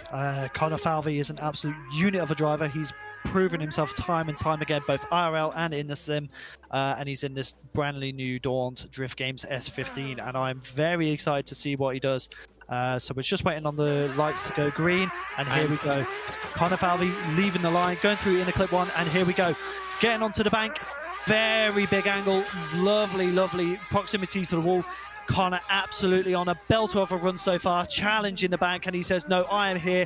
Just missing in a clip 3, unfortunately, but as he comes around, he's bringing it back and back on the line. Very clean and precise.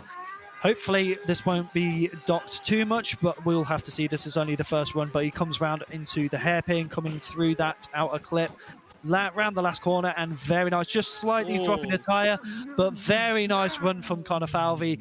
Beautiful car, beautiful driving, and we will see how this goes.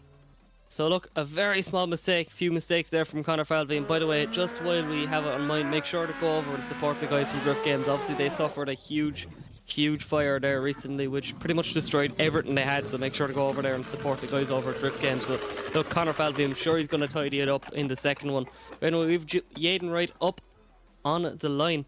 Look, another driver, look, potentially there, he's the underdog or someone that, look, everyone knows Conor Falvey's name at this stage from being announced as Drift Master driver. Then you've like your Yaden Wrights in that beautifully livered S14. Like we were saying, you cannot beat a black and white livery. It's just so cool as you come in through here, right up on the wall, as we come in through here into that inner clip. Just a small little bit of a wobble up on the front brake, as you can see those front wheels locking up, coming on through. Nice snappy transition all the way through here to outer 3, back over to 4, keeping it nice and smooth all the way through. Very nice, smooth driving here as we come in through to Mangiali, flicking it over, then back. And finally coming out through, just not dropping over the white lines, as we seen from Conor Falvey there. Just Conor, I think, just got himself a little bit too excited. Very nice conservative run there from Yaden Wright. As, look, definitely a really good banker run. Like, if you're not too familiar with how qualifying goes with drifting, everyone was pretty much going to have their banker run that they're going to play it a little bit safe on. And then, obviously, the second one, that's where they can push the label a little bit and start sending it. And that's when you start to see those really exciting, really high commitment runs. And next up, we have Nicholas Nuschil up on the line. Once again, please forgive my naming. My pronunciation is absolutely horrible at the moment. So They don't make it easy. But yeah, look, as the season goes on, we're going to get a lot more familiar with these guys and these big names. And look at this, it's an R33 Skyline. We've actually had a surprising amount of Nissan Skylines here so far. We've had the R34, we've had the R32, now we've the R33. So here we go. Nicholas not doing a bad job here so far in that white and red look, I'm so used to S chassis. It's an R chassis. It's an R chassis, Luke. It's a Nissan Skyline R33, doing a really nice job in through the Manji section of the track, right off to the white line. And look, there we go, really nice banker run, exactly pretty much what I said there, a banker run. So look, it's an 80 from Ty to 75 from RYZE, and let's see, it's 78 to finish off. So overall, 77.7. Not a bad run. No, definitely not. Very nice looking car, clean. Nothing too exciting going on with it, and I like that. It's a very, very simplistic look, but it works. It's got a certain aggression to it, and it's just the presentation. Chef's kiss. Give it to him. And speaking of just nice, simple looking cars, Nickel, Weta car, matching that kind of vibe with that white and red. So look, Brandon, can't complain really. No, and I'm a sucker for a good F22 as well, so we'll see how this goes. So there we go, the 80 parts BMW. So here we go, the F22 doing a really big mistake here. It's our first casualty of the wall, but he keeps it going. What a lad. Is he coming through into that inner clip? Unfortunately, this is 0, but he's going to drive it like it's a home point run. So look, there you have it. It's our first casualty of the night. Hopefully our last, actually. I don't actually like seeing people hit the wall because, look, he threw all the commitment in the world there, and unfortunately it just didn't work out. You have that sometimes. Stands on the left foot brake there, does pretty much a rolling burnout through there, puts on a show for us, smokes out Driftland. The look, unfortunately, didn't work out the way he wanted it to, but he still put on a show for us, and that's it. He could have very well soaked off and just said, right, I zeroed, I'm going back up to the line. I'm just going back over into the queue. Don't bother with this run, but he kept going. He decided, look, it's free practice. So anyway, we have David Hunter, Brandon, up in the line, and he's matching the Jake Davey vibes with the blueness and Sylvia Public S15. It's unfortunate for Nickel. It's like I said, like I was saying earlier, that bank is going to claim someone, and I'm actually quite impressed that it didn't until now. So everyone's done pretty well so far, but just a little mistake to correct in the next run. But these S15s, the public S15s, are actually really nice to drive. I mean, my S15's pretty much using the same data set, but we'll see how this goes. So yeah, there we go. Not too much to comment on here. Ooh, big handbrake drag, and shuts it down there and has to reinitiate. So it's a big mistake there from David Hunter. Throws on big angle there, and yeah, pretty much that is unchaseable no matter what. And I'm not too sure what is going on here. I'm not too sure, is there a wheel? It looks to me that could it be a potential hardware failure on his end? Or it looks to me that potentially his force feedback might be playing up a small bit. I know it's a thing that if you don't have force feedback, then the wheel is pretty much uncontrollable, especially with these VDC cars. But it's unlucky, but it's just the way things have to be sometimes. It could be that the pressure just once that initiation happens, sometimes the pressure can just get to you and you kind of can't collect yourself. But pretty much it just seemed to be that it was mistake after mistake after mistake. But look, there you have it. Not willing to back down. That's the main thing. You don't back down. Yeah. This is so up next is Armand Vestmanis. I think that's how you say it.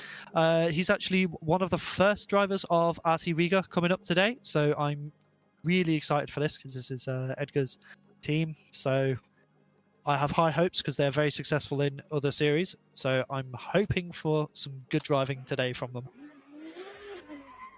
So yeah, hopefully he doesn't follow the trend of the last 2 zeros there. So anyway, here we go, RT Riga. So here we go, it's going to be our man's coming up through. And let's see, doing a really nice job. Isn't a casualty there of the first corner like the last 2 guys, and keeps it going really nice and smooth. Washes out nice and wide over to outer 3. And look how dialed this BMW is as they come in through. Look, I don't know how well it translates over, but I know the BMWs make such good mechanical grip in real life, and I'm sure these are just absolutely gorgeous to drive virtually. Oh yes, definitely. These are machines that can do some bits. So as proven here, Armand's putting down a nice run. Very definitely could have made some improvements in certain spots, but definitely no slouch of a run to say the least. So hopefully we'll see how it reflects in the what scores. You'll see from the scores here is there's a difference between, it's basically separating the boys from the men, as you'd say.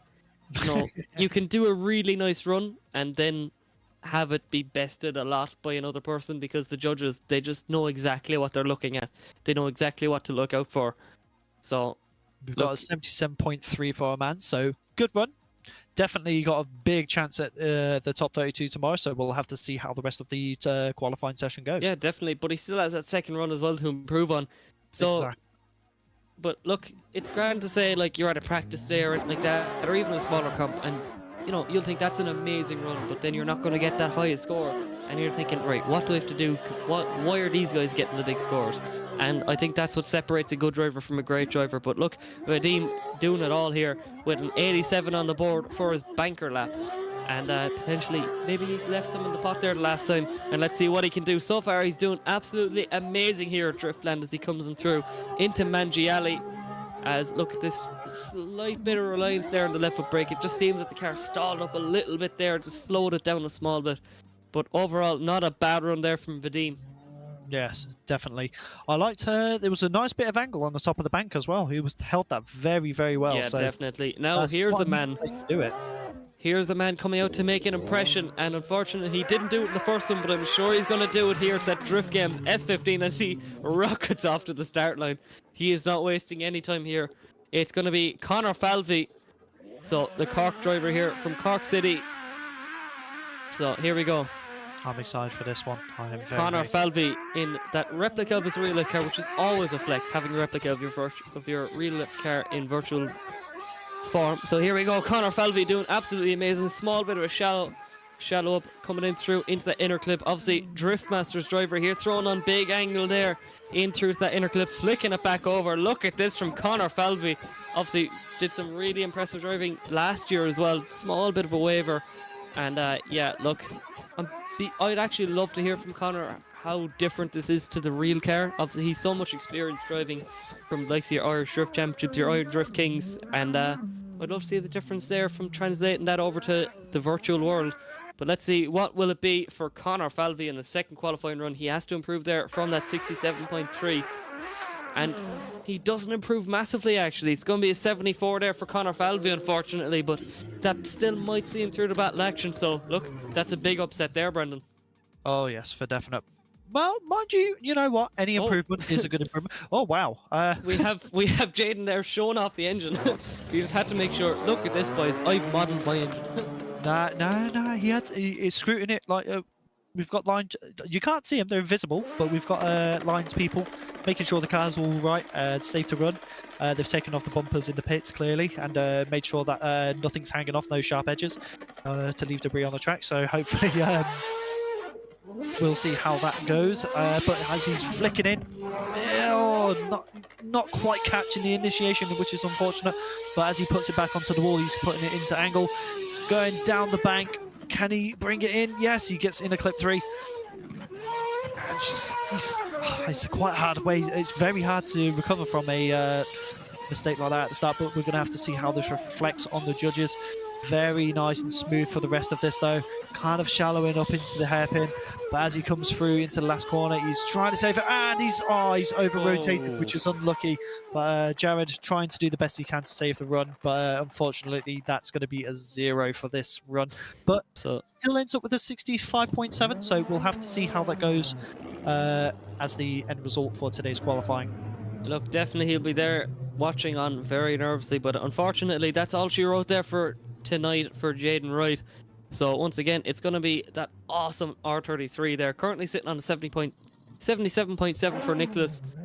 And yeah, look, really nice simple car as you mentioned there, Brendan. And it's always potentially it's the simple stuff that really pops out. You know, there's some people there and they just try to do too much, and it's when you come to the more simple, just nice and clean aesthetic that that's what nearly pops out at times. So look, really nice job with that R33. I mean, I recently went up to Japfest in the UK, Silverstone, and a good friend of mine, Matt Denham, I got to see his S13 after having it rebuilt from his incident at Driftland, funnily enough, on the bank. And the car's currently not donning any liveries. And it's just nice white with black trim all around, and it's just I like it. I really like the way that looks. You got little logos all over it. If you translate it over to other motorsports, if you look at your your rallying and your Formula 1 and stuff, everyone loves to see a plain white car, weirdly enough. Like if you look at like a new Ford Puma or Toyota Yaris WRC, whenever they're in just plain white or black, it's the coolest thing in the world. Oh yes, it's just for I've just had news that they're just reviewing from something from the previous run. So we're just gonna sit on the line here for a minute, but yeah, I'm fortunate enough to be a sponsor of the series. for this season, once again through FrontSide Racing this time. So we're supporting the event, adding to the cash prize pool for the drivers, and also being able to partake in the events in multiple forms. So we provide the media, we provide obviously commentary for the season with you, Luke, and it's an absolute pleasure to kind of give a second voice to this series after being a part of it for so long. Yeah, no, look, I'm really happy to be given a voice to the series. It's a new experience for me, and it's a new experience for you guys as well, I suppose, hearing me mumble away about drifting. But yeah, no, look, really excited to see how the rest of the night evolves. And look, personally, I love my qualifying, obviously, but be real, it's battles that everyone loves. It's that door-to-door action that it's what got everyone into drifting. No matter what, whether you saw it through the online world, whether it was going to an event, hearing about it from another person, watching a video, anything. That's what gets everyone buzzed about drifting. It's always, oh my god, did you see that guy's chase? Did you see how well, that guy reacted? I don't know. It's the chasing that gets everyone excited, and that's what we're getting at the main event tomorrow. And I suppose the allure of virtual drifting is you can completely pile on the pressure and not have to fear about, wrecking a car which you've literally put hundreds of thousands into. Which, unfortunately, that's what people are putting into cars at this stage, if you're at the top level. Yeah, it's a very hard sport to be in, essentially. Drifting is probably one of the... I can't even say it's a high-risk motorsport, because generally, like, major crashes don't usually happen, which... Yeah. It's impressive, but then that shows the skill and the time that the drivers are put into. And it shows the workmanship of the car as well. Like, I know it's easy to say, there's tens of thousands gone into that car, but you can actually see it, even if it's just fiberglass and stuff is completely wrecked, it's just body panels. It can be very easily replaced. Whereas, you see some crashes in other motorsport and that's an entire car gone. Just so much investment just gone in a single crash. Whereas in drifting, it's very hard to kill a chassis. Like, I know in British and Irish drifting at least, the amount of chassis are kept going. There's some guys there, the old heads of drifting, they're like, oh, he had that car, then he had that car. But anyway, speaking of cars overall, and who has a car, it's going to be Nicholas up off the line in that Nissan Skyline R33. Look at this amazing run here so far, getting nice and involved there with the inner click. Oh, big flick. Look at that flick over there. It just seemed that he snapped on the angle there. It was very interesting to see, to say the least, as we come on through into that outer zone, into Mangiale, my favourite part of the track, over that GT Omega sign, coming on through, flirting with the white line there is Nicholas. And yeah, look, showing us a textbook lead run. See, I've had a conversation with a couple of people, and some of us really just like, we obviously it already has a nickname, that part of the track, but we in SVDS, I like to call it GT Omega Alley. Yep. But nah, very nice. I'm just looking at the sheet now. I'm trying to find this score. Was it Nicholas? So it is not an improvement, unfortunately. It's just going to be a 74 there for Nicholas. So he's going to have to take his first run there as a 77.7. So, look, it's going to be Nickel up on the line in a BMW. So, look, Brandon, really excited to see what this guy can do. Yes, definitely. And as he comes up onto the wall, pushing that F22 BMW are just kind of coming a bit shallow.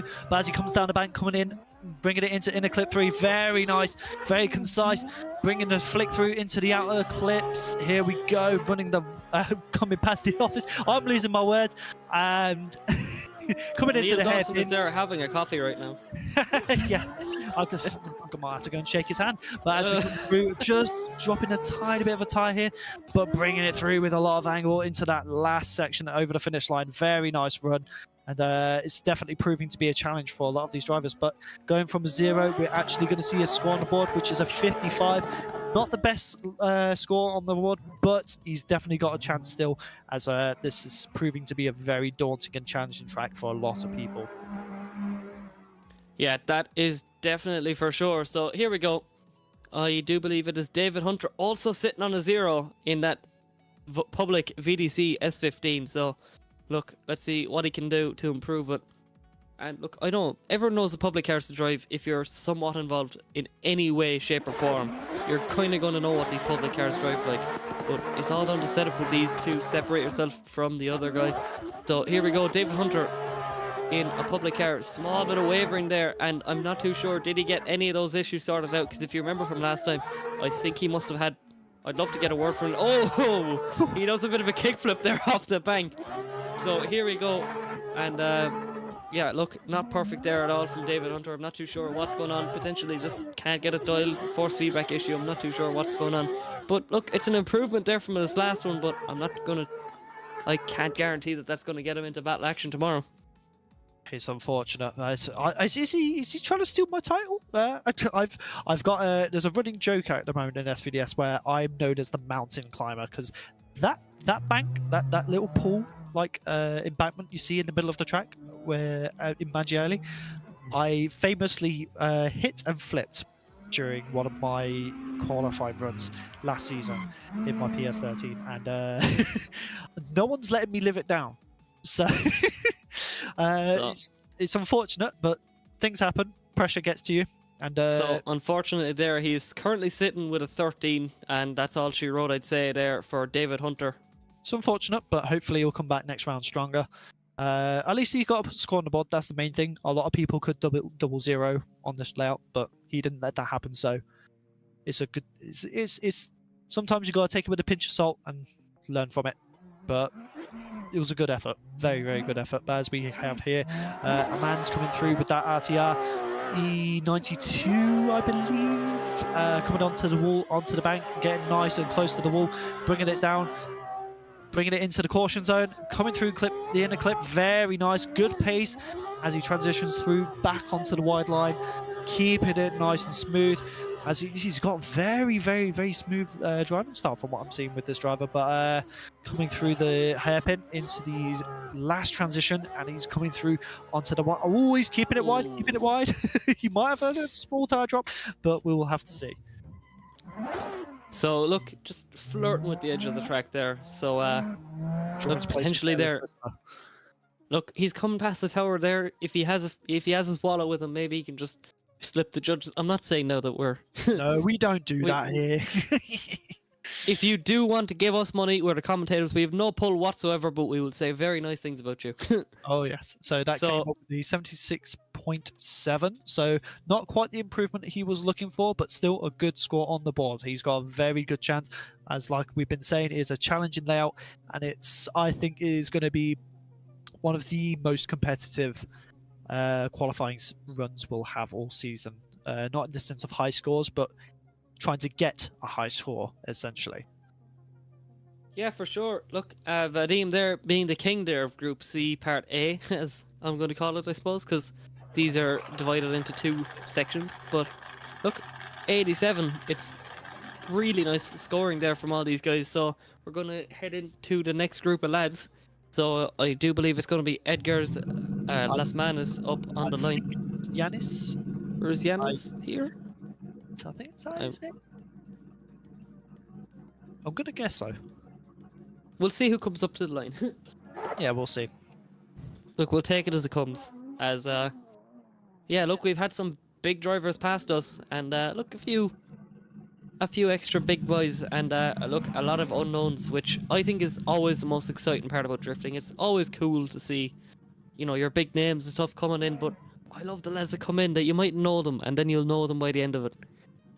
Oh yes, that's the best. That is one of my favourite parts about SVDS. It brings all sorts of drivers from all sorts of areas. No matter where you're from, you're accepted here, and you have a chance to prove yourself. And, look, I know that's some one of the best people. bits about it. Some people might argue about an open entry and all this, but so I far think it's a proving ground. It's like if you can make it here, it's a rite of passage for a virtual drifting career. for sure. And look, it's such high quality there between the staff and everything, and hopefully the commentary is just as quality, but the quality of driving is just as exciting. You can literally face it with some of the biggest guys here and make your name in virtual drifting, which is always cool to see.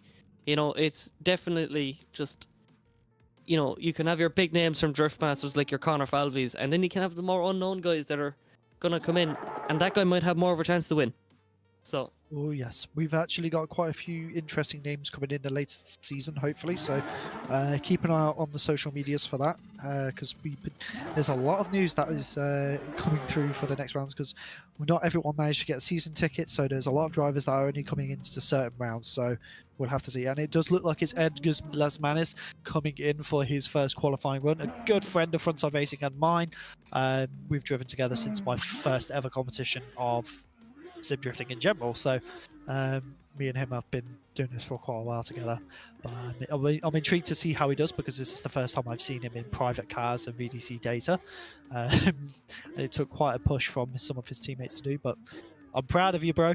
It's good to see you out in this kind of scene, away from pack cars. So I'm excited to see how you do. yeah, for sure. So Edgar's there once again in that beautifully livered E92. So look, really excited to see what this guy can pull out. So yeah. See that these are all Latvian boys as well, racing Jim Riga. All good, really, really good people. Very big team as well. People don't realize how big they are. They are a very, very big team. A lot of drivers, and they've got a lot of coordinations with a lot of different companies and series. So they've got a lot of involvement in the European drifts, virtual drift scene. So they do a lot of media work for Drift Corner Grand Prix. So they're very hardworking people. Hats off to them. Like, they're really, really good. look, no matter what corner you go, whether you're a driver, whether you're a judge, whether you're a commentator, whether you're media or anything, it's just all a bunch of hard-working lads, because unfortunately we're quite a big community, but we're still not mainstream. And you know, there's a lot of people that know of, like, if you look at SVDS or VDC or anything, and they're the big names in virtual drifting, whereas if you go into the overall just virtual esports side of things, they wouldn't be as familiar with it. And look, everyone is working towards getting drifting to the bigger stage. You know, obviously whether you're real life or virtual, and we're all on this journey together, really. And looking really forward to seeing how the season progresses, as we all try to get our name out there, and certainly these guys are trying to get their names on everyone's lips this weekend. So here we go. Edgar's Lasmanis, I do believe we're just about ready to go as we wait for him on the line. And once again, big shout out to all our sponsors, including GT Omega. You can see them all down there in the bottom right hand side corner of your screen, so make sure to check all these guys out, because they're what makes SVDS possible. They're what's bringing the production quality so far up, and look, giving us all opportunities, increasing the prize pots for our drivers, and increasing everything really here. And yeah, looking really forward to it. Unfortunately, we've lost Brendan there. I think there's a technical issue going on, I'm not sure, so we will just have to see what's going on. He'll be back in a minute, I'm sure. So I do believe he's just decided to hop in with our judges just to get a bit of clarification on something. So yeah, they were just sorting out drivers there, teams, but Edgar's is off the line, up onto the wall straight away, showing us what he can do. Like Brandon said there, was very used to pack cars for a long time. So look, private car, VDC public data, looking really forward to seeing what this guy can do. And so far, he is putting down a stormer of a lead run here, or qualifying run here on his first one, doing a nice safe banker run as we come on through into outer four and back out to, as Brandon said, GT Omega Alley, flicking it back over now into that final section of the track, looking really nice. And look, textbook there from Edgar's, absolutely pin perfect there. Really nice run from this guy. And yeah, look, no complaints on my end. So just waiting on it now. I do believe it's looking like it'll be around the 70s run, around that. So we're going to have to see. Edgar's Lasmanis, obviously, really nice run there from him. And yeah, so I do believe it is Luis Zanata up on the line next. So here we go. Very nice. Very nice. Zanata's got a beautiful S15 as well. It's just that deep green. It's almost like a Swamp Thing. It reminds me of Swamp Thing. And I like that a lot. It's a different take on... It's like Forrest Wang's car, but if the green overgrew. Yeah, there you go. And just waiting for that last judge to drop in the decision. But yeah, Luis there, just absolutely amazing car. The S15s are showing out today here at We're SVDS fancy. round 1 qualifying. We're all fancy boys in the S chassis. And it looks So- like Edgar's has got a 77.7, so a good start to the first round of SVDS for him. So I'm excited to see what he does with run 2. So here you go, look at this. Like you said, it's that Swamp Thing, Luis Sonata S15. And look at this, he's driving just as well as it looks. So here we go into that contentious inner clip as we flick it back over there now into outer 3 and keeping the foot down there now for 4. Throwing on big angle, big smoke, big throttle, big everything. Just big is the word for this run. As Luis brings it on through to Danger Alley as we come on through. And Danger Alley, I think, is what it will be tomorrow, because I think whether we'll see some bumper-to-bumper transitions or potentially further as we see these guys getting just, look, the nerves all the way up, the pressure all the way up. And yeah, look, I'm expecting a really respectable score here from Luis, because it was definitely a respectable run. Oh yes, he definitely pushed that round the track like he stole it. And we're in the going middle. from complete opposites here, like a really dark, aggressive looking car, you know, 2-door, small enough S15, to a monstrous, just really bright and colourful Toyota Chaser. And look, he decided not to go with the typical trend, by the way, 77 there for Luis Sonata. So it's not a white Chaser, it's decided to be pink. So here we go. Or is that a Mark II? That is a It Chaser, looks- that's all I know. And I think that's from the VDC Public Pack with a livery. So anyway, here we go. Oscar Bonolo in that Toyota JZX. We're going away for confirmation. I think it's a Mark II. He thinks it's a Chaser. The commentators are about to have a fist fight here over JZX 100s. But anyway, here we go. Oscar doing a really nice job there, considering it's such a small little bit of a shallow up there. I think just Ooh, he could have held it done that there. transition a little bit better. But overall, not a bad run there from Oscar. So yeah. So Not bad Oscar at all. Bonolo there doing a really nice job for his first one, and if it is the public one, then it's a Mark II. Yes, I think it is. No, it was a very, very, very committed run. Not the easiest car to be pushing around on. On a tight Driftland, to say the least. It's a big car. It's a big chassis. They, as V-Spec in the chat, correcting us, saying correcting me, saying it is a Mark II. I don't know my Chasers that well. All right, my JZ's. I just know it's a big boat. It's a big car. But I really like them. I'd love to own one in real life if I could. And it looks like Andrew Heinsberg is initiating in onto the wall in another E92 RTR car, coming through onto the bank, coming down. Can he hit the inner clip correctly? Yes, he can, with maybe just a slight wheel drop into that, coming through very deep into this zone. Very, very nice. In fact, keeping it wide, keeping it smooth. Give me fuel, give me fire, give me which that is I desire. I don't know if I said that correctly, but we're pushing through, and he is making a belt of a run. Keeping on that white line. Beautiful example of a run. Yeah, for sure. Look, just getting a small bit aggressive there on the outside of the track. Look, he knows where it is this time. He knows where it is to improve later on, but I'm expecting a very nice run here, or a very nice score to drop in for Andrews, because it was definitely for Andrews, because it was definitely a respectable run. Oh So- yes, I can just imagine all of his teammates are currently talking to him about. Now this is where we're going to have to wait for the chat to correct us, because this car, it's a Chevy of some sort, I think. I'm not going to have an opinion on this one. I remember seeing this car. I don't know, was it from the same person in a different comp? And I wasn't sure what it was, and I'm still not sure. But it's I'm kind of cool confused. to say the least. I'm very conflicted of what this car is actually meant to be. I don't know. It's Maybe different. the driver. Maybe the driver doesn't know. I don't know. That's all I'm going to say. It's the thing on the track. Yeah.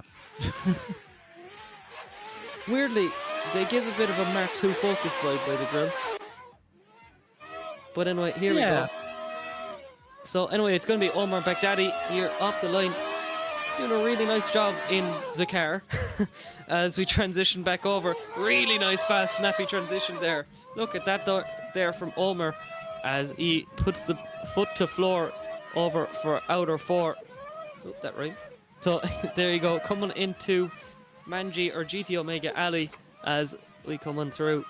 And ooh, just flirting with the edge of the track there. And I'm really excited to see, will there be some correction on what car this is, because I'm not quite sure. And delivery with the back of it. An E506. What is that? I've never heard of that in my life.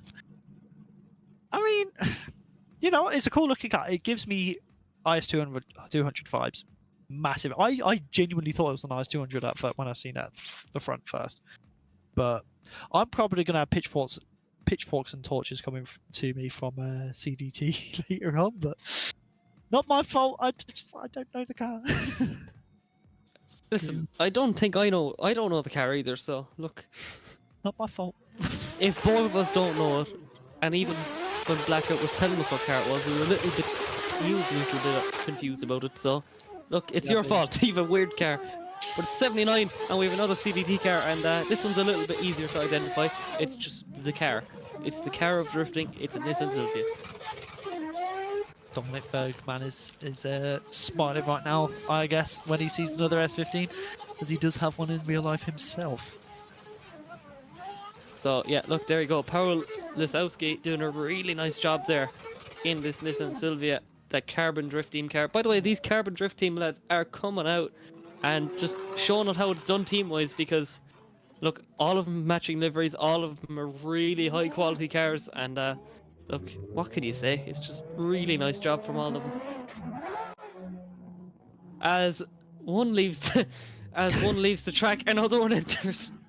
This time as a GR86, which I'm a personal massive fan of. Love the way they look, and I won't lie, I've been very tempted to put myself into financial debt to try and lease one, but that ain't up then. So yeah, look, this car looks really cool. Once again, the CDT livery. He's suiting it. And yeah, these GR86s are just such cool cars. When they came out first, I know there was some contention there about the backlights, but overall the body shape were really nice. But yeah, Brendan, I can't wait to see what this guy can do. Yes, he's pushing it onto the bank, coming down. Loads of smoke bellowing out of the back of that car. With the GR86 pushing through that in a clip. Oh, whoa. And he's shut it down. Oh no, what's happened here? And he's definitely taking your reward there anyway, Brendan.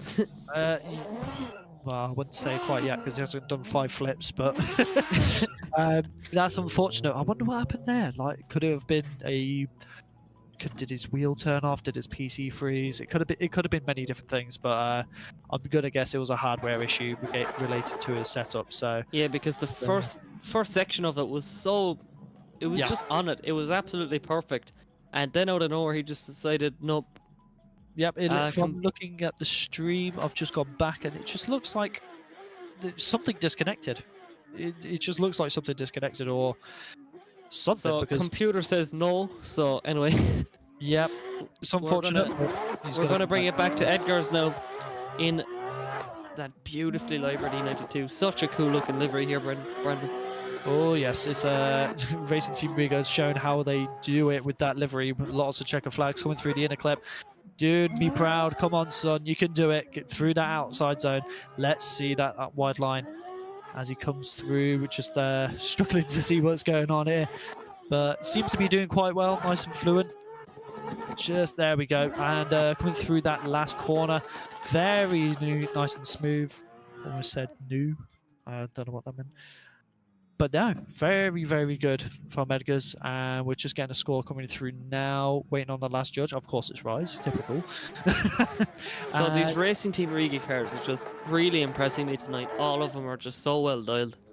Oh yeah, they've said that they had a slight data change just before the round after tech, and they said that from what I've heard, that they really enjoy the way they feel now. So, and it's definitely showing. With that 79 on the score from Edgar's, you've done me proud, boy. And we got Eric in chat saying I should do a rerun of that flip in the battles. No, I will not. No. I agree with Eric at the moment. I'm a changed man. I don't like to do kick flips and tray flips with my car. Thank you very much. But we have Zanata coming back here, flicking into clip 1, coming up onto the bank in that I don't even know, like that's the moss green S15 going down the bank, coming towards inner clip 3. Very nice, very controlled, coming through back onto that wide line, coming around the bank just outside the offices. Really nice run so far. It's really controlled, really. Oh, wow! I didn't expect that car to actually push that much angle. He's doing big angle, keeping it on that white line. I can't tell if that was a tire drop onto there, but he was riding it. It looks to me that he was maybe just on it, maybe a little bit past it in a section, but look, overall a really nice job there. And he does improve. He does improve on the second run. It is going to be a 78.7 there for Lewis Donata. In, how will we word it? The S15 pulled out from a ditch. That's what we're going to say. Cause the dirty fish tank S15. So anyway, here we go. Oscar Bonolo now. In, well, this car wasn't pulled out of anywhere. This car was polished all morning. Because, look, that Candy Floss Toyota Mark II, as we've argued previously. I'm sure Chaser. So here we go. It's the Toyota Mark II coming on through here, putting off a big smoke cloud off behind him. I wouldn't like to be too far behind him in the chase. And oh, big shallow up of angle there as we transition back over out to outer 3, past the office, past the big infamous bank there, and on to outer 4. Doing a nice job here to clean it up. Currently sitting on a 56.7, and look, there was a big mistake there in the first half of the run, and I'm not too sure there will he be getting that high a score, because a lot of it there was quite exciting to watch there. The second half was really nice, but I think it's just that big straight in there for the inner clip. Yeah, it's just unfortunate. Obviously, it's not that inner clip is going to be the biggest demon to all of the drivers out on track at the moment. It's very easy to straighten out there, so it's just unfortunate that he seems to have been caught out on that. But we're just waiting on that last score. Once again, RYZE taking his time, making sure that these calls are correct, and he is certain. And it looks like it's going to be a 72.3, so a big improvement from the previous run. So he's got a big shot at getting into the top 32, and we will see how he does. So there you go. Anders Kleinsberg here in another Racing Team Riga E92. Look, they're very fond of their E92s here at RTR, which, look, pretty much they're matching quite well. You know, RTR in America, all Mustangs, RTR here, all E92s, so matching quite well here. So as we come on through here, look, Andrew's doing a really nice job here, doing pretty much a textbook lead run here, in through to that final corner, not flirting with the white line too much. It's a 77.7 for him on the first run. Let's see what it'll be on the second one. Yeah, very good run. I can't. It's looking good. It's looking better. So he's definitely done something to woo the judges, which comes to an 87.3. So that's a big score. That's probably one of the biggest scores we've had so far in this current group. So big congratulations to Andreas on that. You did really well, and we'll be moving on. And here is the car once again in Omer Bekdadi. And look, I'd love to get him in here actually, just ask him what kind of car it is and give a bit of an explanation on it, because I don't know. But overall, he's making the car drive really well. In outer 3, past the office, puts foot to floor, keeps the angle going. That dials on a little bit more just to keep it going. And in through to this middle section, the Manji to Manji, lock to lock section. Here we go. Look at this really nice job there from Omer in the thing. Yeah, no, genuinely, I will be asking him a few questions on what that car is, because I'm going to make a poster where it's just the car. It's just going to be that car. Just a normal. It's just going to be a normal like shot of the car, and then it's just going to have him the word massive lettering behind it. The car. that's he's got to use that now for anything he does promotional wise. So look, we've put out the offer that we will make you literally a free driver picture, a free driver photo, just if we dub your car the car. But Paul now doing a really nice job here now in a normal car, unlike whatever we just saw. Nissan Silvia S15. But it's his teammate from Carbon Drift team, Powell, there doing a really nice job there past the office. Just shallows up a small bit of angle, but isn't long before he dials it right back on in through GT Omega, Kaptured Media Alley. See, we're going to keep adding more until we get all the sponsors there mentioned there in the Danger Alley. But yeah, really nice run. It's the 68 that he's first on there in the first one, and potentially there Ty there putting on a 69. So we're gonna have to see what the other judges think. Look, like I said, we're just the commentators. We only see so much, whereas these guys are dissecting the runs down. And it's a 70.3, unfortunately, there for Paul Lisowski. I mean, So, I wouldn't yeah. even say it's unfortunate. I mean, for this track, anything above a 60, I think is good. Honestly, like genuinely, the skill set you need for this layout, for that bank especially, I honestly, pat yourself on the back if you put a squad now, because it is not easy. Yeah, for sure. Anyway, it is going to be Talaha here in that lovely GR86. I love the body lines of this car. It's so nice and smooth and flowing. They're really nice looking cars, and whenever you put a kit in them like this, it just chef's kiss. It just looks amazing. He's currently sitting on 0, so as any score on the board for him is definitely improvement, and he's definitely getting a score on the board here, because that was really impressive, really nice driving there. So we're gonna have to see what can he do. So waiting for a score to drop in, and it's gonna be a 75.3. Like I said, or like we said, they're not bad whatsoever there. So I do believe we'll be moving it on very swiftly there to Group D. So I believe I'm going to get that little cue there from Blackout saying there's an ad break coming. Yeah, definitely. Very nice runs from that group, and it's hard to judge because it's the first round of the season. Everyone's still gaining. Like we're still fresh. We're finding our footing. So hopefully by the end of qualifying today, people are going to, like all of our drivers on the grid, are going to have kind of grips to how things are going to be for qualifying for the rest of the season.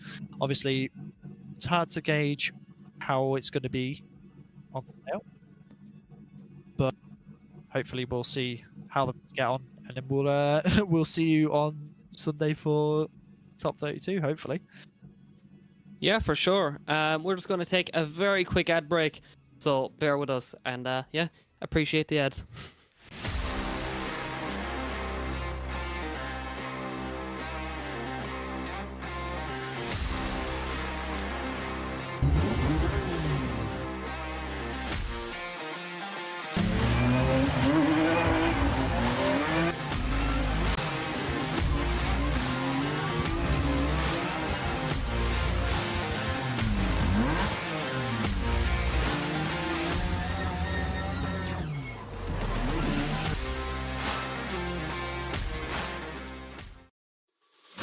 Are you ready?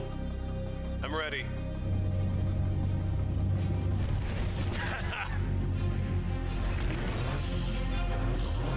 Let's go. Show me what you got.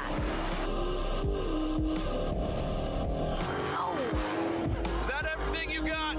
last turn. Catch me if you can. That was great. That was a good game. Unlock true experience with GT Omega.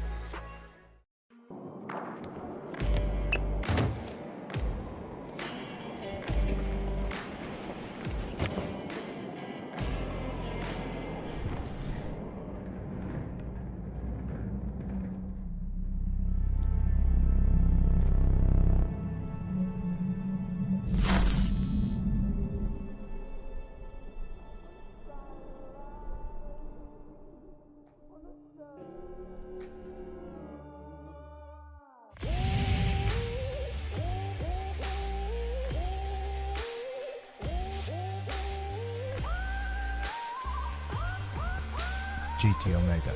Stay ahead of the game.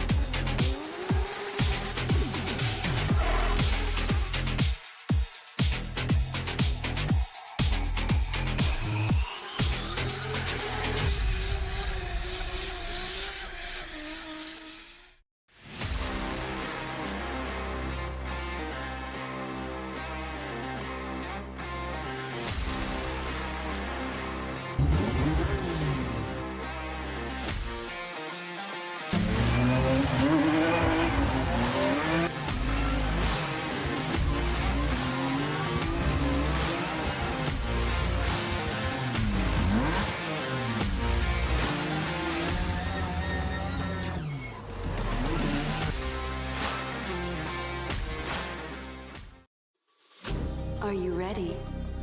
I'm ready.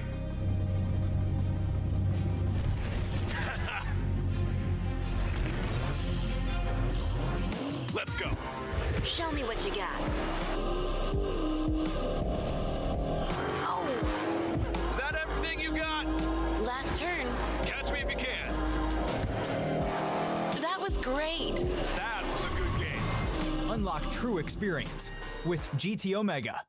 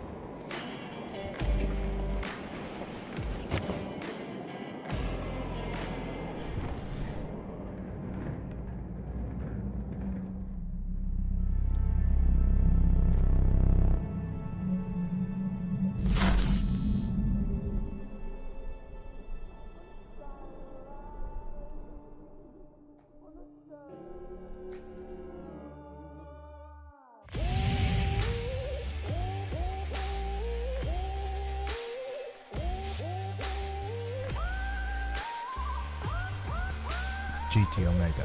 Stay ahead of the game.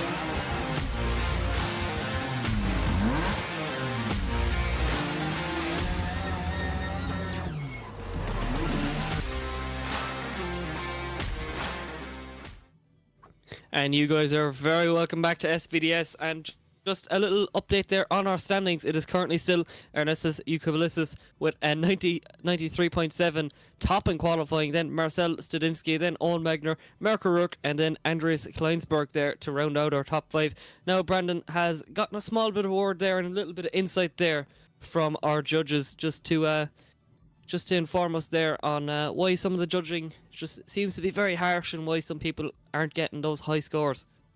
Yeah, so from the looks of it, judges have noticed that there's quite a lot of tyre dropping going on and also a lot of wavering in the angle. So that's something that the people need to watch out for, as they're going to be heavily docking on that. But here we go. I think this is Adam Thorncroft, I think that's how you say it, in that beautiful PS13 from Carbon Drift team. Going onto the wall, big wing gang, let's go. Coming through into the inner clip, just kind of struggling to get through to that inner clip. But as he comes through, he's powering through that outside zone. Oh, almost over angling there. A big waver, manages to save it. Very nice, coming through into the hairpin. Nice and smooth. That PS13 absolutely burning rubber. Coming through into the last, big tire drop. Very unfortunate there, but he overall finishes it off decently strong. Very committed. Can't throw that down at all. So what do you think about that, Luke? Yeah, for sure. Look, really exciting run. And might I add there, big wing gang. It's always hard to pull off a really big spoiler on a PS13. It's just sometimes the car that doesn't really suit it unless you go fully committed. In fairness, it's looking quite well. We have Caden James there up on the line, or I do believe that is Caden James. Yes, it up is on the line. He was a man possessed last night, absolutely killing it in the mini comp, and now he's going to prove himself and see. He's coming into here and he's like, right, I'm the big man. We're going to do this. I have the craziest front end swaps. That's an M4 front end of an E92. He is a madman. He's made a Tesla and an 880. Oh yeah, He's wild. And he's from Wild Monkeys Drift Team, so we're going to see how well he does in qualifying. I do believe we've gotten word from RYZE just to apologise for any visual damage. That oh no, sorry, I thought this was the Tesla front end. Sorry, whoops. And just bear with us. We're all coping, but Caden James there not doing a bad job of the track here so far in the Wild Monkeys BMW. So here we go, doing a really nice job past the office into outer 4, in through the GT Omega Kaptured Media, Manji Ali, all the way through. Really nice finish, and what a run there from Caden James.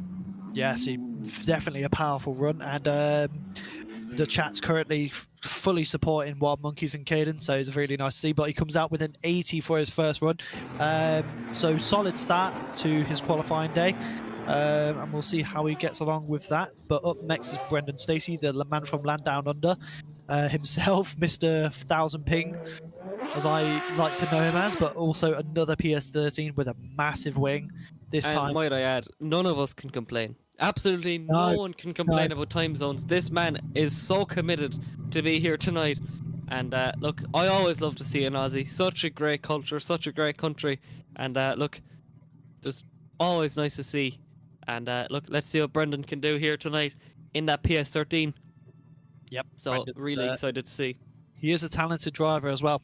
Never sleep on Brendan, because he can surprise you a lot. Well, look, so never sleep on the man who doesn't sleep himself, as we'd say. As we wait here now, off the line in that PS13.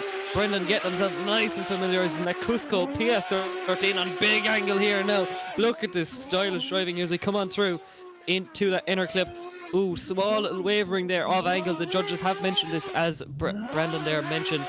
Brendan, though, not doing a bad job past the office. Puts foot to floor, full throttle past here as we come in through to outer 4, back out into 5. Transitions for 6, past the GT Omega sign, back out. Oh, just flirting with the edge of the white line there. And we're going to have to see what the judges think about that one. Yes, I mean, it was a very, very good impression. 84.3 to start with, so very good start for Brendan, showing that even with the time zone difference, he is not backing down. So very good job from Brendan Stacey there. I just want to mention Mr. Brandon Gardner's in the chat as well, so hi to you.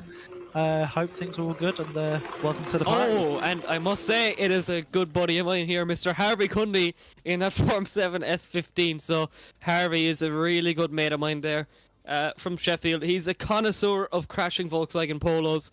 So anyway, here we go. Obviously, he's gotten himself really familiar with CarX, making the move over, and I know he's an absolute beast on Assetto. Not too familiarized quite yet in the Assetto scene.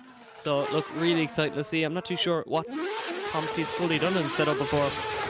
Mighty add, also still using a G29 at the moment. So, look, keeping it budget, keeping it fun. So here we go, Harvey Cundy not doing a bad job here so far, coming in through into that inner clip. So look at this really nice driving here from Harvey Cundy in that Form 7 Performance S15, coming on through, keeping foot to floor past the office, and you wouldn't tell that he's on a G29 whatsoever, that he's look, potentially we've done it all wrong here, Brandon, and look, you don't need these big expensive rigs whatsoever. But look, my recommendation here for Harvey is put that lovely G29, which you've done a banger run with, and just put it onto a lovely GT Omega frame, and you'll be absolutely sorted. So it's a 77 there for Harvey Cundy. Like I said, it would have been a 100-point run if he went for a GT Omega rig. So look, Harvey, please sort that out. Honestly, you can't go wrong with GT Omega. Solid rigs, plenty of adjustability, and many budget prices. Many Budget friendly. Yeah, Really, yeah. You can go from low price all the way up to pro level, and they still hold up no matter what you get. So you can't go wrong. I mean, my ART Copilot is amazing. I've had this for years. It was actually in the ownership of Pro Drift Academy UK before me, where I used to work, and it's been handed over to me to continue its legacy. So yeah, not a bad run there from Harvey Cundy as he move it on to Adrian Algreen in a lovely 180SX. Just nice, plain enough, and we'd mentioned this, a plain drift car, a plain race car overall. It's just really cool, and this thing creates such a presence there. Completely black S13 with the underglow. It just looks really cool.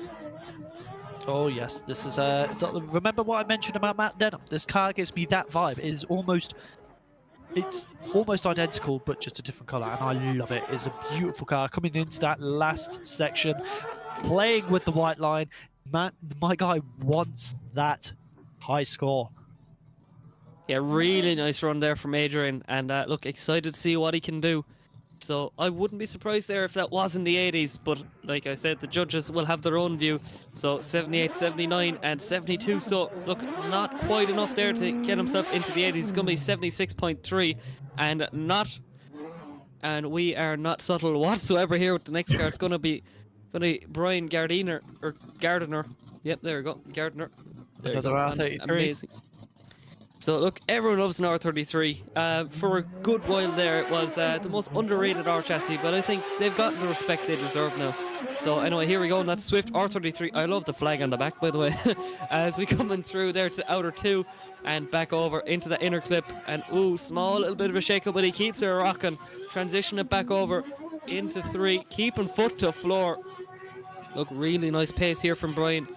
Like, judges did really mention this in drivers briefing. Drivers will be heavily penalised if they basically slow down to what the judges deem to be too much, which is fair enough. Like, the judges are basically judging as if there was a chase car there, and if you're braking too much and, you know, keeping it out of shape, really, it's not going to be good for the chase car. That's when crashes happen, really. And look, you can't have a good chase without a good lead, and this is basically what qualifying is testing them on.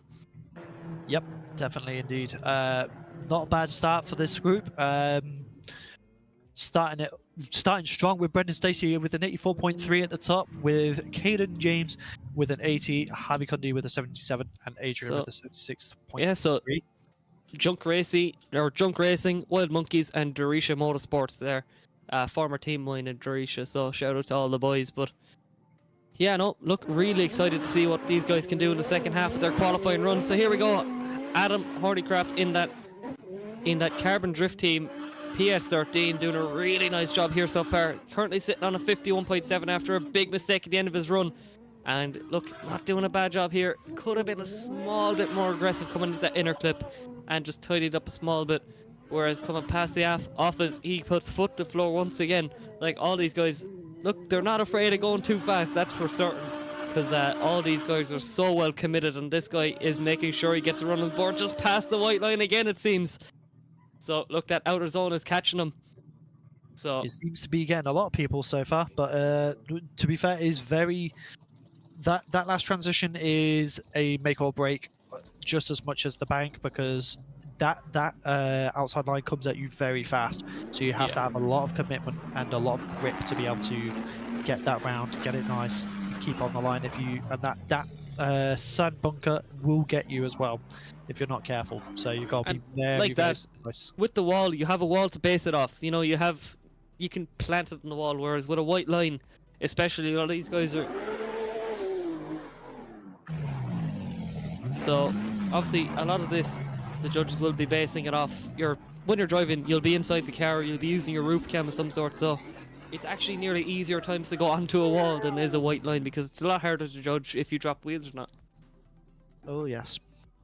I mean, if you're like me on your roof cam, it's a bit easier to see, but for the people who are in cockpit, that is it's definitely a task to kind of find the track limits. And that's where major practice comes into play. Knowing your car, knowing your chassis, where your rear wheels are, you kind of become an extension of your own car essentially. So that's where it separates the high class drivers to the just to the general community, really. Like if you want to get somewhere in this, you need to take your time. Seat time is essential.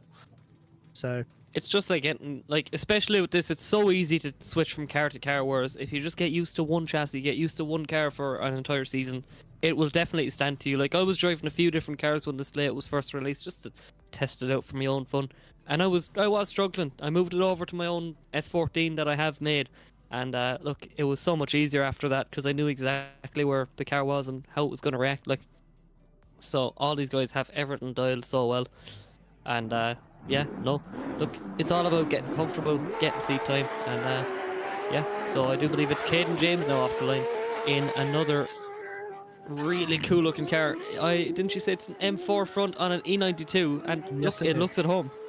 It genuinely looks at home there, just really well modelled there. And that's another thing, the builds that are coming out for SVDS are absolutely amazing, because before there was some fairly shoddy models used to come out, whereas everything is such high quality for SVDS. Like, I'd bring it back to the real old school Assetto Corsa, where there was stuff getting ripped from God knows where, whereas these days it's just every model is so good. There we go, and Caden James finishes his run.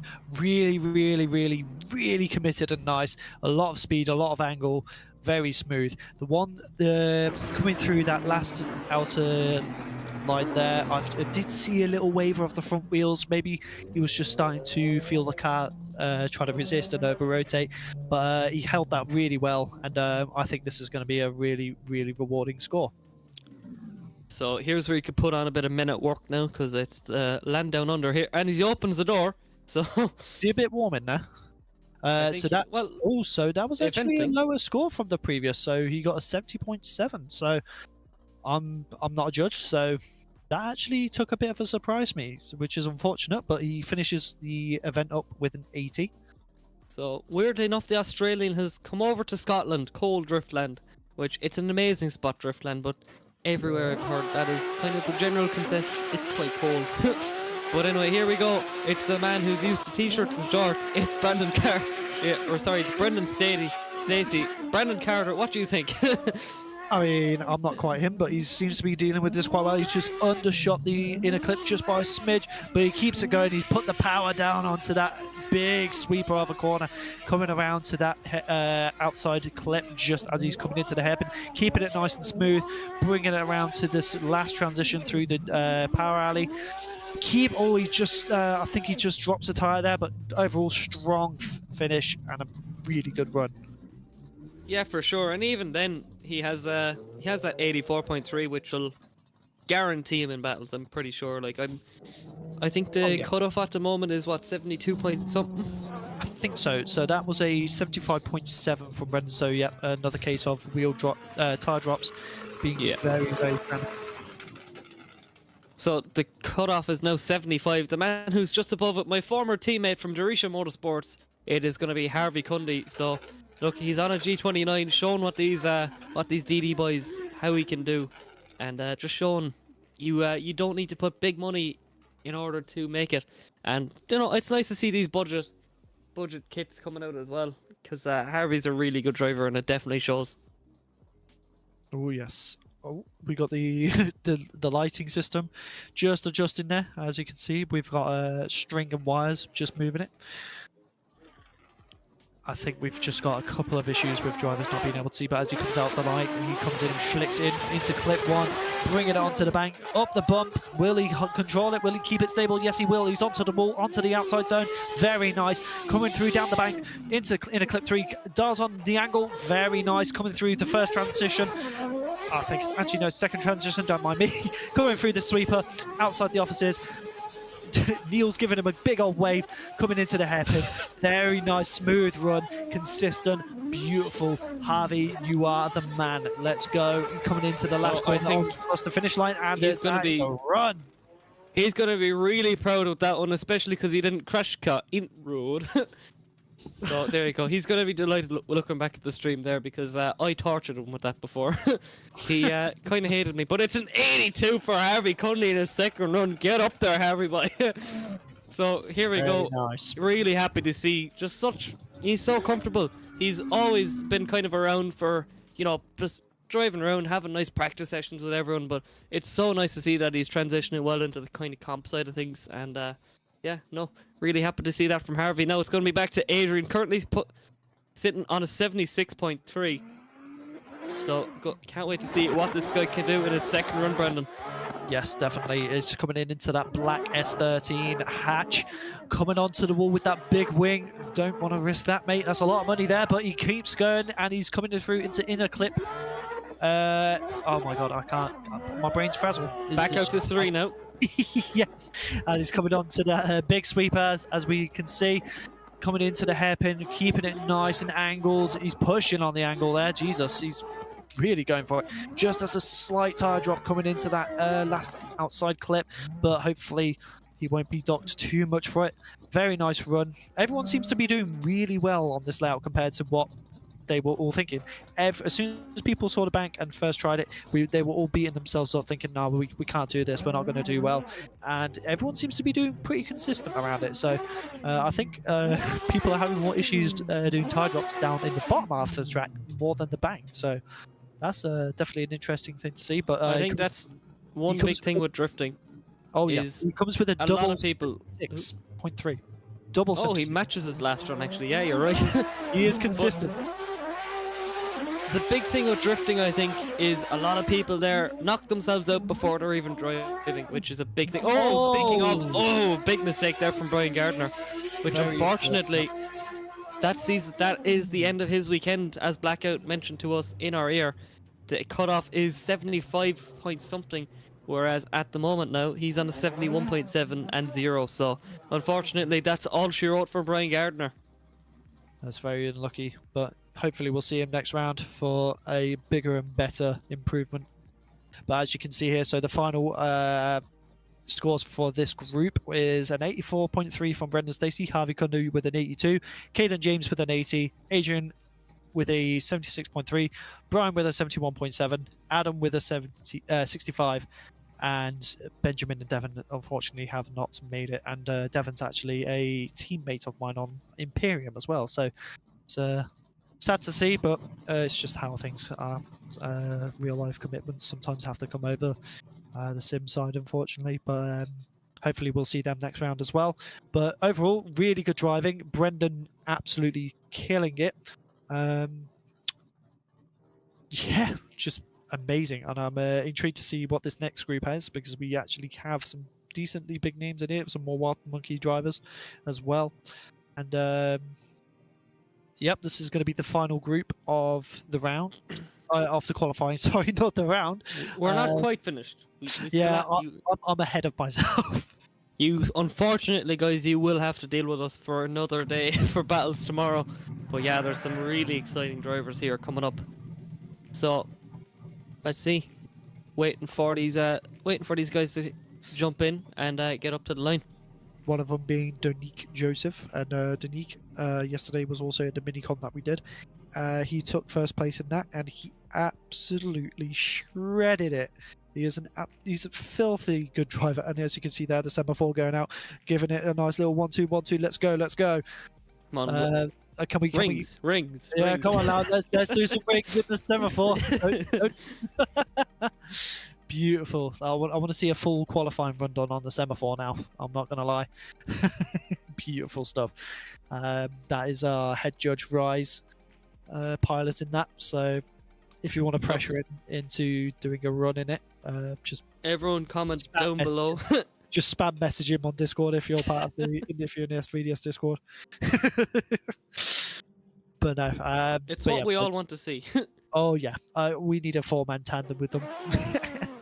But Actually, no, do you know what I want to see? I want to see a full run with the judges' chair. That is Oh, my yeah. favorite thing in the world. it is great. It's the most comfy way to slide about, that's for sure. But no, Donique he dominated the minicomp last night, so I'm intrigued to see how he does today in qualifying. So Well, actually, you were wrong there, Brandon. The comfiest way to slide about is in your GT Omega. yes, it is. My bad. Don't sue me. It's the second comfiest. In fairness. We've got Donique coming up here with... I'm trying to remember what car it is. It is... Well, I can't see it on the oh, no, there think- it is. I think it's an E92. I think so. Yep. Yes. E92. It is an E92. There's so many different versions of them, like of the BMWs, that I can never quite keep up to date with them. But I know pretty much up till the E92, and after that it's a bit... I mean, this car's interesting because it's not got your typical powerhouse in it. It's can you have a guess of what motor is in that? I cannot. It has got a VR engine in it, and Ooh. that's a very interesting choice considering they can be quite boggy sometimes. So it's a very brave choice, but he seems to handle it very well. And I do believe that isn't running your standard Eurofighter kit. I can't really tell, but I know there's a few that isn't running the just Eurofighter kit because, be real, everyone saw that. Everyone saw the likes of your James Deans and stuff, and they just thought, oh, I want that kit. 'Cause I'd love to see his Eurofighter as a replica in this. there's been a few. There's been a few made, but I'd love to see it in SVDS for sure. I was pretty surprised that Darius Ostraka didn't have what's his name? Sherba? Or Yeah, Cherba. Yeah, that's that it. is... I'm surprised Listen, he didn't use that replica. It's hard for me to admit, like, I'm a proud Irishman and I'm a big James Dean fan, but I will have to admit Sherba's E92 is probably one of, if not my favourite E92. That livery just suits that car down to a T. But anyway, we are ready to go. Oh no, he's warming his tyres. Yep, go on, lad, do some rings. Rings, lad. Come on. He's doing figures of 8. Go on, Mush. Get those nice rear tyres warm. Make sure he's properly gripped up for his run. As sitting on the line can pull the tyres a bit too much, and then you do struggle for grip. I'm guessing we're just waiting for our drivers to be lined up and gridded correctly as well. But as you can see here, he's having a good old time, doing some dirty little burnouts and figure eights. Very aggressive looking car, to be honest, considering there's no livery on it, and you can't really see the body lines that well with how dark that car is. It's got a very aggressive look to it, and I like that. It reminds me of that, it's not quite, obviously, it's not quite dark enough, but what's that black in real life? The one Phantom that's black. like, yeah, the one that's really dark. World's black is black. Yeah. Yeah. Phantom black. That's what my S15 in season 1 ended up being like, with my original livery before I had to change to a Lucas Oil livery. I ended up having basically a Vanta black paint job with a livery put on top, and it was definitely interesting to look at, but when it was on a night round, it wasn't that nice. By the way, speaking of night round, stay tuned, because we might have some news on that soon. So, Oh yes, we've got something in the works. I mean, it's not confirmed, but we might have something coming. We might. It's just waiting at the line here, and look at all those sponsors on the newly coloured start line. With that, I do like the colourway of the of this season with that orange. Yeah, for sure. I know. I Black. really like the blue, but the orange is really.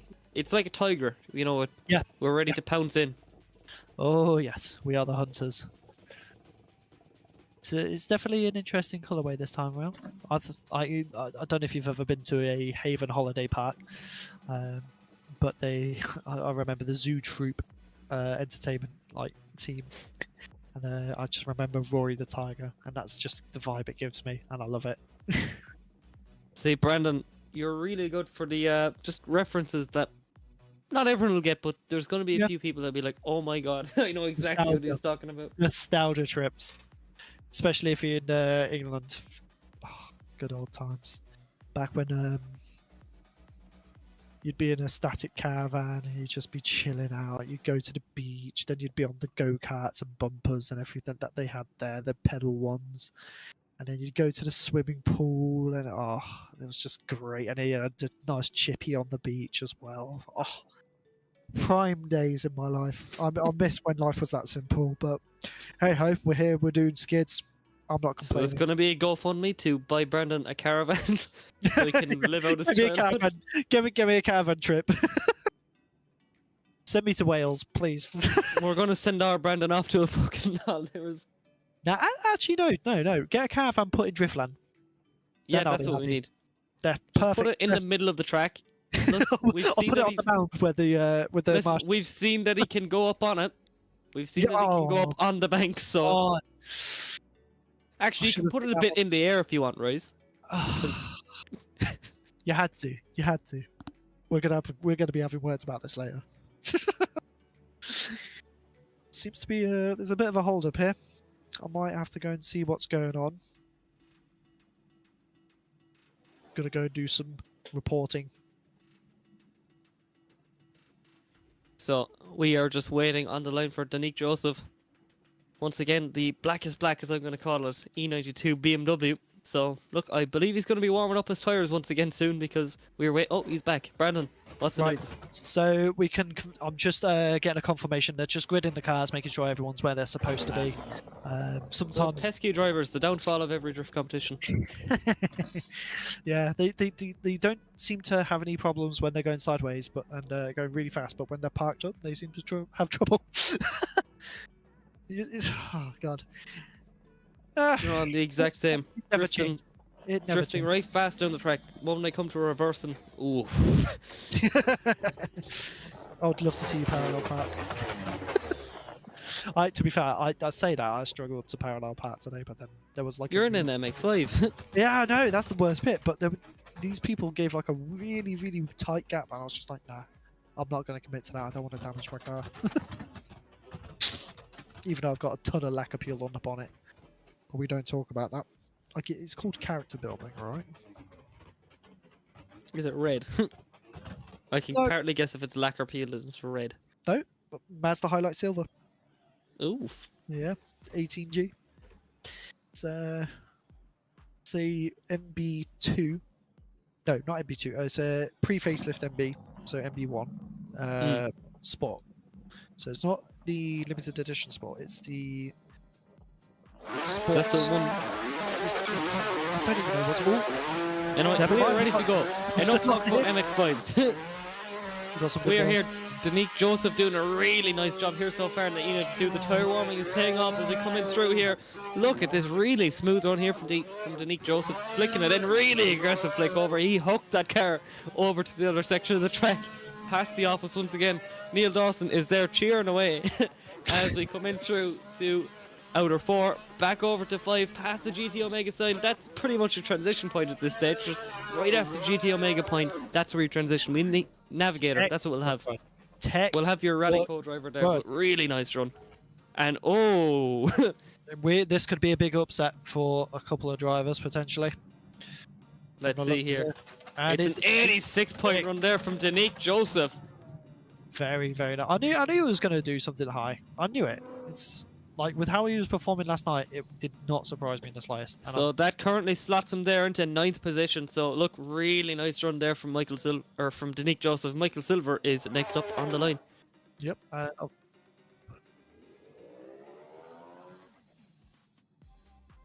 Oh wait, sorry, it is not Michael Silver. We made a bit of a mistake. It is Can, and I don't know how to say that last name. I'm not even going to try and butcher that, bro. I'm so sorry. But Can. Can.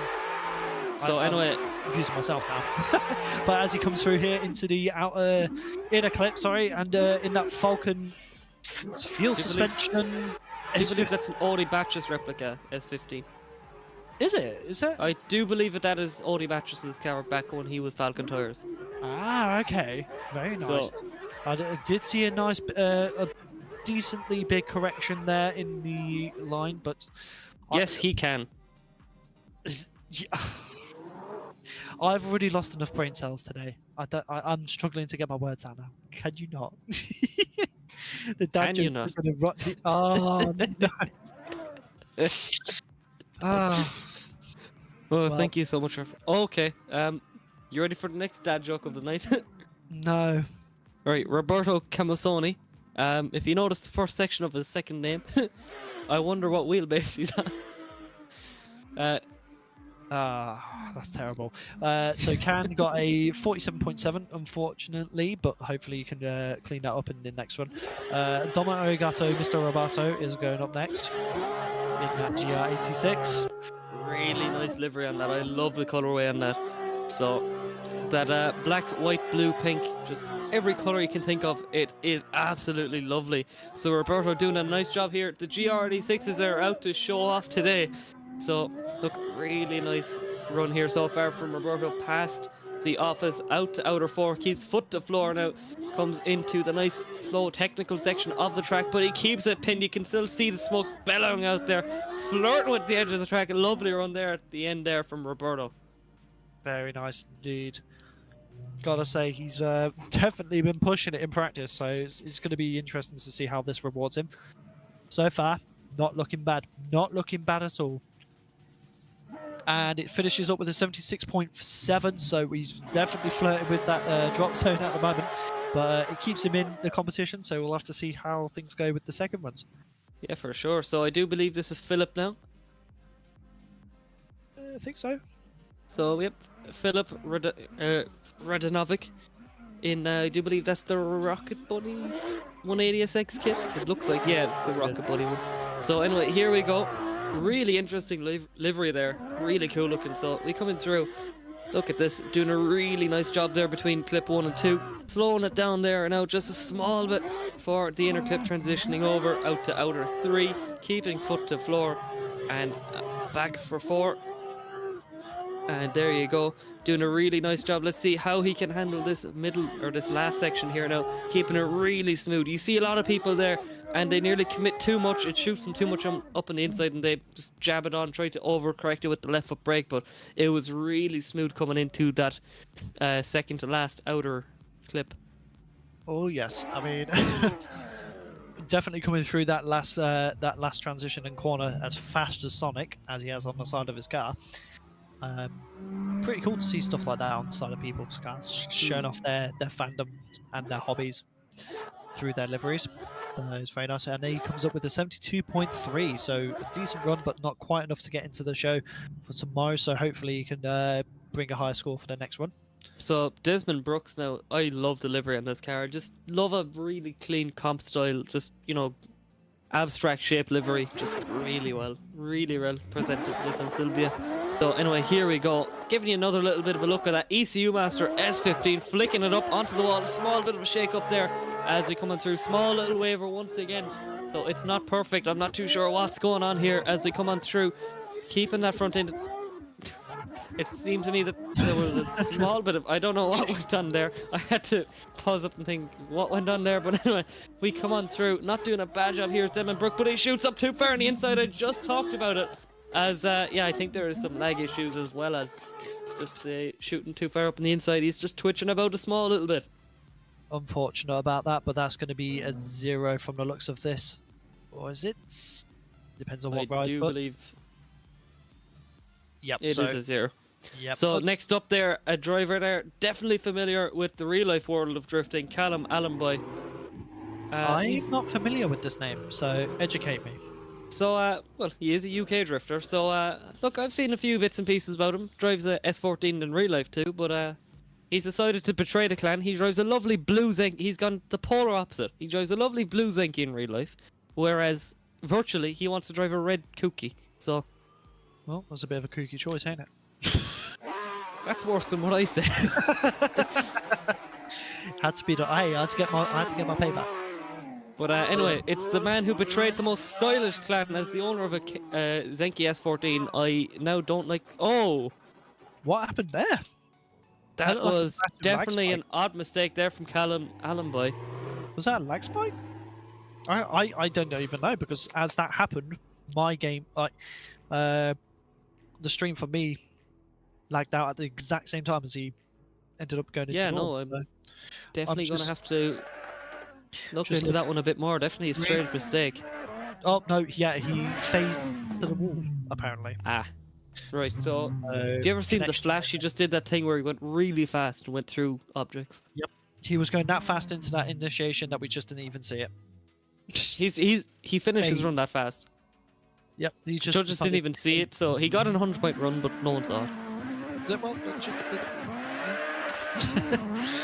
so as we have another PS13 here, there's a lot of PS13s this season, which is pretty interesting, because last year I was pretty much the only one besides one other one which was an Odvia, so it was a pretty interesting take on the PS13. But as you come through the interclub, through the transition with that lovely cream PS13 coming through, I don't know what that was about, so I apologise to any viewers that might have found that a bit weird. Coming through into that last transition in that by that GT Omega flag, coming through nice and wide on that outside line, very nice from I don't even know how to say his name. I think that's Sheer Valenti, I think how you're going to say it. Sheer Valenti Marcia. But yeah, not a bad run there. So, look, really nice job there. And yeah, cream definitely suits the PS13s, as we heard you mention.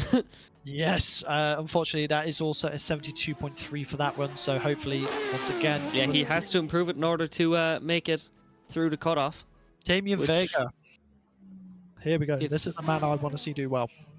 So currently sitting on the cutoff is Johan Garcia at a 75.3. So look, Oh. you have to go higher than 75.3 in order to shake it up, or even get a chance to make it through. Because look, you might say there's only a few drivers left, but there's still a few. There's still a few. Like your Damien Vega here now on the track.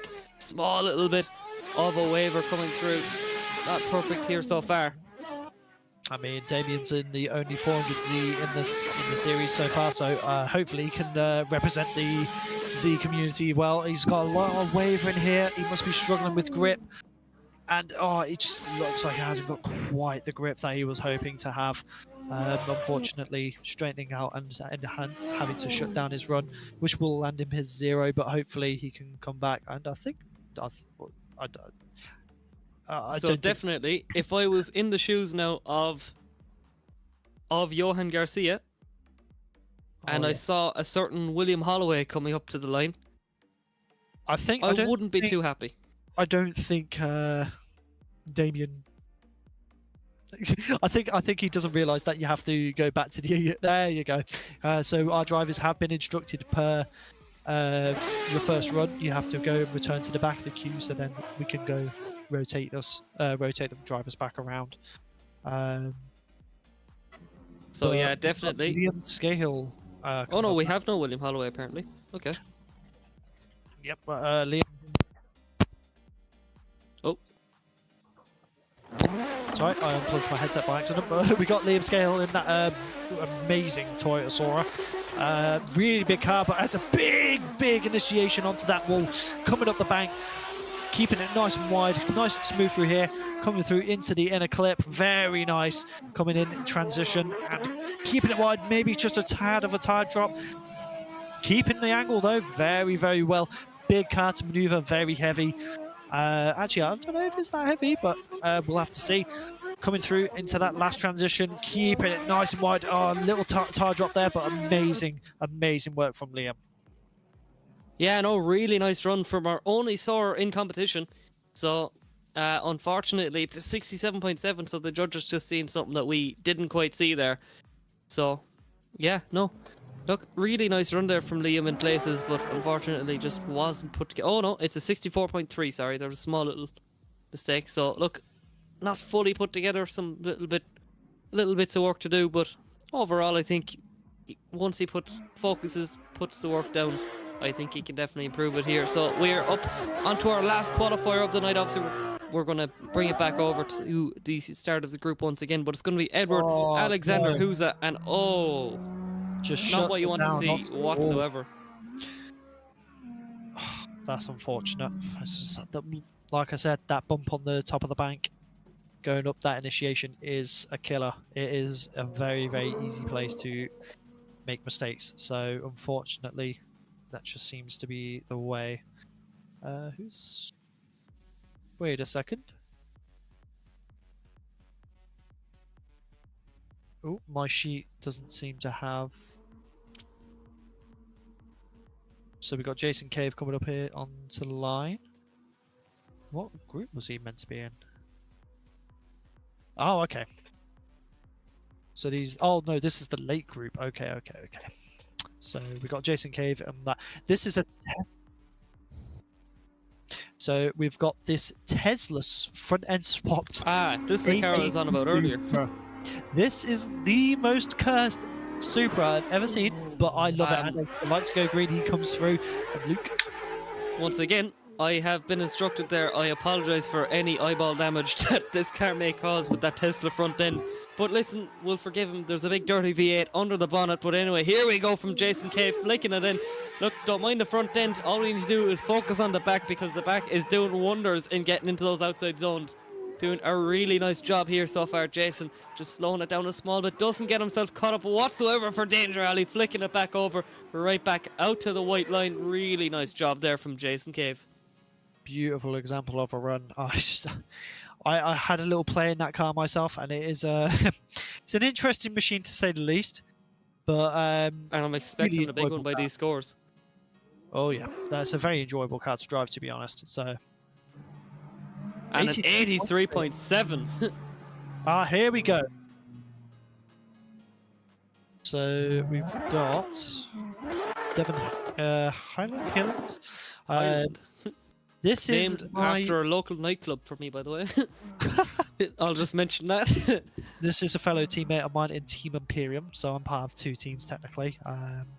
This is also one of our judges, Ty, is the owner of Team Imperium, so we're going to be cheering him on in that lovely Mark IV Super, coming up with a big flip, just overcooking it.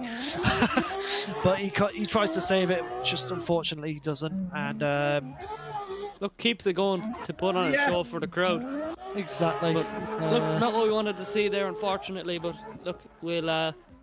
I'm sure we'll see him back for a second qualifying run. I hope so. Everyone gets a shout out too. But nah, I really like the kit on that Supra. I'm not gonna lie, it's really cool. Yeah, no, it's really aggressive. It really suits the body line. Look, with Supra kits, it's kind of hard to pick one out that suits it. It's actually a weird car enough to pick kits for.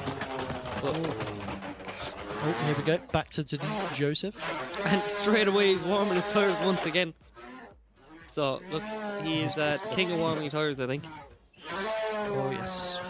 He's very particular on how he has his tyres. As you can see here, the qualifying scores for this group so far. Denise Joseph topping out on an 86 flat. Roberto with a 76.7. Philippe on a 72.3. I can never. Can you say that? Vently, or sheer Yeah, Vently, or yeah. Once again, I apologise. With another 72.3, Can with a 47.7, and here we go. Denise Joseph coming in with a big flick onto that outside line, really putting it up towards the wall, keeping it nice and tight to that checkered wall that is known for Driftland.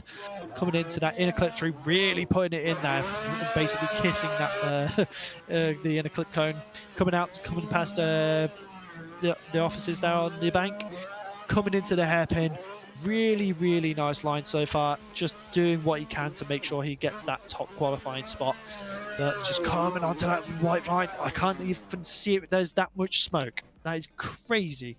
Yeah, really nice run there from Danique. So look, I definitely think it could be an improvement. We're gonna have to see what the judges think about it. So overall, oh wait, is there an improvement? I must check. It is an improvement by 0.3. So Very look, nice. Hey, just- any improvement's good. So, Dunny, well, look, that absolutely- could be the difference. I'm not sure how it worked out, but that technically could be the difference of changing up a place. Oh yes, Dunny proving with vengeance, and he is wanting to take blood. So But, here we go. Can you explain who this is to me? I cannot. So anyway, here we go. It is Can up on the line in that Audi batches Falcon Tires S15. So look, I always love the look of this car. It's that Rocket Bunny S15, but with a different front bumper. I always love the look of this car. It's just really aggressive for watching Formula Drift. But look, definitely can do a run, and he can do it with perfection. So look, there you go. That's about all the dad jokes I can possibly do with this driver at the moment, I think. And oh, he cannot. Yay! Well done. Just coming about, overcooking it in that last section. It's unfortunate. Look, but he he held just- on to it, and he's still improved. But unfortunately, that is all she wrote. So look, he put on a show, and I hope he had fun. Because look, at the end of the day, that's what it's all about. Oh yeah, we're all here for skids and fun. So Back here we up, go, go on. Roberto Camazzoni in the lovely GR86. These cars definitely grew on me a lot. I just love the body shape of them, especially this kit just looks really well. And oh, a bit of a weird move coming up through here. He's currently sitting on a 67 or 76.7. And look, not doing a bad job. Small little bit of a strange maneuver there coming into the inner clip. Back out into outer 3. Keeping foot to floor past Neil Dawson there in the office. And into clip 4. And I'm pretty sure that joke has gotten well old by now about Neil Dawson. If he is watching in any way, shape, or form, he's sick of it, as well as all of us. But anyway, Roberto not doing a bad job here. And yeah, let's see, will it be an improvement? Roberto! And I don't think it's going to be an improvement here, unfortunately. So Yep. I must... It is Yeah. not an improvement, unfortunately. I must check. So But if I go and check the sheet, so he's currently on a 76. he's just in the drop-off zone by 0.7. So To be fair, it is very close right now. So from where Roberto is all the way down to 32nd, it is very close. That it's by the you're decimal. fighting for hairs down there, pretty much. Oh yeah, it is rough. I would not want to be in that situation. I mean, I'm not. So, but no, they're doing. Skill issue. No, we don't do that. I respect my fellow competitors. Nah, Ah, look, listen. they are doing very well though. It is It's very, probably the very- hardest layout on the calendar, and it's right off the bat, so you're pretty much just thrown into one of the hardest things that you could possibly do on Driftland. So look, everyone is doing such a great job to get a score on the board, and getting a score on the board on this track, especially if you're pretty much, you know, not as experienced with your car, not as experienced with the track or anything, it's pretty much like getting a win. And yeah, look, big respect to all the guys that are putting on a show for us here tonight. Can we just talk about what Philippe's doing right now with that absolute insane run with that Sonic liveried S13, keeping it nice and wide, big angle coming through the last transition, round the last corner, keeping it nice. I think that's going to be a good score. I Yeah, don't know for about sure. you, He's I'm not currently good. out of the drop-off zone, so look, he had to put down something exciting. Let's Oh. see what he's going to be doing, and oh, it's going to be nerve-wracking here. We're waiting on RYZE. Ah, no. It's a Unfortunately, he's just 74.3. outside the drop-off. 64.3. Unfortunate, but you can say he went out with a bang. That was a solid committed run. So I'm excited to see what Philippe does next round. So we have Desmond Brooks waiting at the line right now. Isn't this the S15? Yes, it is. And look at that thing. It is absolutely It's coming into that first clip, transitioning onto the bank, really keeping it wide, making sure he doesn't hit the wall. Very, very close. Big bit of a correction there coming through towards the clip, the inner clip, keeping it really Whoa. wide, overcooking it, hitting the grass bank. But you're not a Honda, bro. Come on, keep out the grass. But no, it's unfortunate about that, but he's just going to finish off the run here. And In fairness, I thought he was going straight off on the inside there, but he just about held it. And then I know he did a bit of a jump there over the grass, but look, just about avoided completely going off, which is impressive in its own right. That was unfortunate, but it was good commitment, very good commitment. That's the thing with this layout as well. As soon as one thing starts to go, like as soon as you get put off by one thing, generally the rest of the layout is pretty hard to recover on. Yeah, for sure. So unfortunately there for Desmond, it's double zeros as we bring it back onto Callum Allen boy. And yeah, really like how that car turned out. I'm not too sure, is that an SS Officiale car? Might be. Looks like it. Might not be. I don't know. But Sure. obviously betraying the clan with the Zinkies, choosing to opt for a kooky, complete opposite of his real life car. But anyway, here we go. Let's see what Callum can do. He had a very weird maneuver with the wall last time, but he's making sure not to do it. He's not phasing through the wall this time. He's right up on it though as we come on through. Callum doing a really nice job there. Just small little bit of a waiver, and I think the lag issues are starting to creep back in, unfortunately. But look, he's keeping that run going. Keeping foot to floor for outer three. Brandon, look, this is looking like a really exciting run now. Oh, I'm not having lag issues, especially in this, is going to make it a bit more difficult for the judges. But as he comes through round the last, look at the angle though. He really committed to that angle. So hopefully, our judges can see around those little lag spikes he's been having as the scores come in. I do like that car quite a bit. I would love to see a livery on that. But no, it's a solid car but sadly it just comes with an 867. But at least he put a score on the board. Says you can at least come out of the round saying, put score down, I did my part. Let's come back strong for the next round. Hopefully we're going to see him next round too. And look, you know, I think even if you just want to do one round, it'll give you great insight and pretty much what's required. It'll just ease your mind a little bit. Like, and in fairness, the judging panel here is just it's so well put together. Like, these guys know exactly what they're doing. They're so monotonous in how they look through everything. And yeah, look, we're up with Shervintly Marcia in that cream S13. Cream for cream. So look, really well looking car as we come on through. Look at the angle here for Sheer Bentley as we transition back over on big angle once again, but this time it's going to catch her out a small bit. Yes, a shot off in a big way here, catching away a lot of his speed. So look, obviously he's wanting to put down a big run that gets everyone talking. He's currently sitting outside the drop zone, and look, we're going to have to see what the judges think about that one, Brandon. Oh yes, the cream machine is, oh god, I don't like the way I said that, Jesus. The cream PS13 doing bits, but is it enough? Is it enough to get out of that drop zone? And I will have to see what the judges think. We've got that last score waiting to come through. Just seem to have a couple of issues with keeping the car stable, which is understandable on this layout especially. It's not the easiest. So it's definitely one that likes to unsettle the car for sure. As we're waiting for that last score, is a solid 70, so he finishes with a 72.3, which is unfortunate to see him not make it into the top 32. But good commitment, very nice runs all around. Yeah, next up is Damien Vega, Brandon. Look, the only Z in competition here tonight, so really excited to see what this guy can pull off. Oh yes, Damien Vega in that 400Z, coming in. Go on, lad, put it onto the wall. Damien Vega pushing it out there. Bit of wavering in the angle. He seems to be having a lot of issues keeping that car in check, but as he comes through, oh, he almost catches himself out. But he keeps it going, keeps it solid. He's not backing down. He said, no, you're not taking me today. No, you're doing what I say. You're the car, I'm the driver, let's go. And as he comes round into the last bit of the power alley, into the last corner, you can see he's struggling for angle here. Maybe he's just got a bit too much loose... car's a bit too soft in the suspension potentially, or he just might need a bit more camber, we don't know, but it seems to be mostly setup related. But he's got a 21.3 it looks like on that one, so unfortunately he's not going to be making it to the show, but good commitment once again. Hopefully we'll see him next round.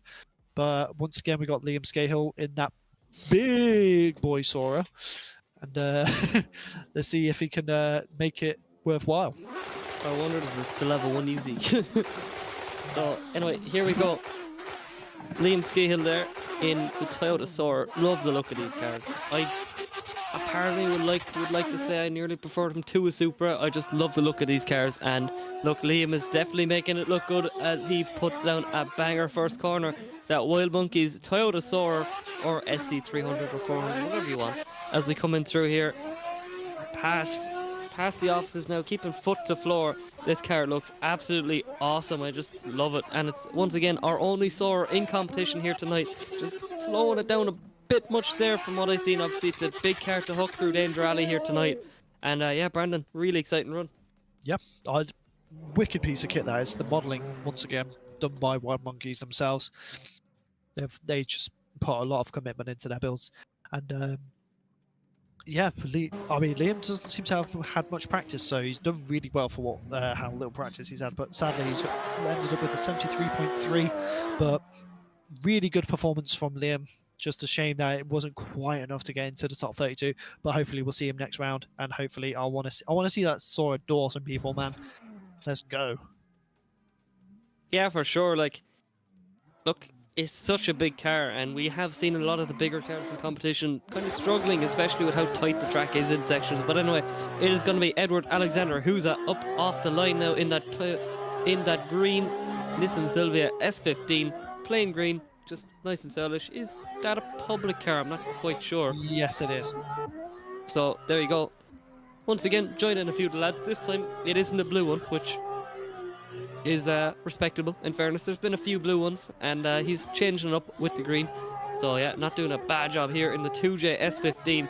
And yeah, these cars, honestly, I know there's a lot of big bonuses there to driving a custom car, but in fairness, if you can't justify forking out the money for it, there's nothing wrong with driving a public car for a long time, as long as you want, and then Oh yes. great training ground. That's why we offer those to drivers that can't get a private car made in time. So you've always got the option of competing no matter what. We also have our own car pack for competitors to use. But he ends up with an 80.3, so he is matching me, I think. Is it? Yeah. So there you have it. Well, yeah, so you got an 80.3. Yep, there you have it. So he's way above the drop zone, so good on him. Can't see. It's not updated yet, but yeah, match and score with me. Very nice. Yeah, really nice job there as we await off the line. It is another Wild Monkeys car, and it's the infamous one from Jason Cave. It's that, how would you word it? Yes. It's that Toyota Model 3 as we come in through, or the Tesla Supra, whichever one you want. But thank God it doesn't have a Tesla running gear. It's a big V8 under the bonnet there as we come in through. Huh? Can we call the it the Tupra? There you go. Okay, there we go. The Tupra coming through from Jason Cave. And Jason Cave, look, he knows how to make a weird car, but he certainly knows how to drive that weird car. As look at that from Jason Cave. Beautiful, beautiful run. And look, we might say something, but it isn't enough, I'd say, to improve, by the way. Just saying, just looking at the score. 70.7, so it isn't actually a improvement on his previous score, but he's still in the game. As enter stage left there, just really exciting there. Entry up to the line there from Devon Highland. You just see him flying in to warm his tires. But yeah, Jason Cave. Look, people might say something to him. Oh, why the Tesla front? But it got people talking. It certainly got us talking. I'd say. So, Oh yes. anyway, So we wait have here for Devon Highland. his Brandon. Team Imperial Supra. Oh no! Oh no! Oh, that's. Oh, we've. That's so unfortunate. We've just had Wild Monkeys comment on the stream that they call it the TA80. So no, that's a good name for that actually. That works really well. But unfortunately, just That's all she wrote there for Devon. It's really a shame to see there for the Imperium driver. Just double zeros. Not what we want to see whatsoever. That's the thing with drifting. It happens. It's not everything's set in stone. Look, bigger and better for next round, that's for sure. Oh yes, I'm just trying to think. How many more drivers do we have? I'm not sure if we have any actually. Is that everyone? So from the looks of this, we have finished. Let me just double check. Just making sure that we've got a full list here. Yep, we have got a full list. So that is the end of our first qualifying session of the third season of SVDS, round 1. So our top qualifiers so far are Nestor Kubelis, Marcel Snudinski, Magna, Marco O'Rourke, Andreas Klimsberg, and Vadim Abraham. I can't do these names. Vadim, Anthony Taylor in 7th, Dunnick Joseph in 8th, Darius Estreka in 9th, Cameron Mustard in 10th. So they're your top 10 qualifiers for tonight. We got 190 score in this entire round. That just shows the difficulty of this layout. But that being said, amazing driving from everyone. But thank you to our sponsors. They have been amazing. And here's your your branch for the top 32 tomorrow. So give that a good look. Yeah, some big battles in there already tomorrow. Yes, there are indeed. Where am I? Where am I? I'm trying to find me. So I'm against Ian. Okay, that's going to be interesting. But yeah, so thank you so much to all of our sponsors, and thank you to GT Omega for providing the ART cockpit for our top prize of the season. And we do actually have news just in. We still have some tickets left for round 2, 3, and 4 of the season. So if you want to get involved, we have tickets for the rest of the season available, just not for round 1. So head over to ScottishVirtualDriftSeries.com, I think it is. Let me just double check. So yeah, obviously just giving a quick word over to all of our sponsors: Mclellan Motorsport, Driftland, Dyce Carriers, Edmonstone Alignment, FrontSide Supply / Racing, GT Omega, and finally Kaptured Media. And once again, thanks to GT Omega for supplying the rig for First Finisher this season. Yep, and once more, make sure you head over to ScottishVirtualDriftSeries.com and get if you want to get involved and enter with us for round 2, 3, and 4. We still have tickets left, so make sure you get a hold of them before they go. But that being said, I've been Brandon. I've been Luke, and thank you very much for watching SVDS. See you all tomorrow.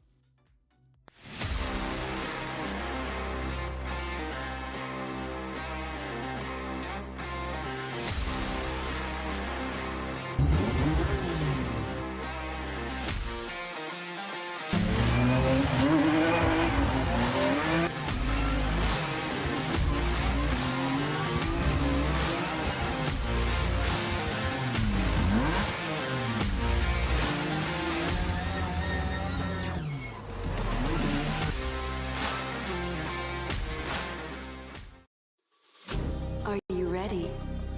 I'm ready.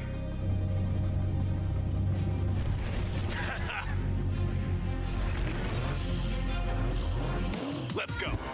Show me what you got. Oh, Is that everything you got? last turn.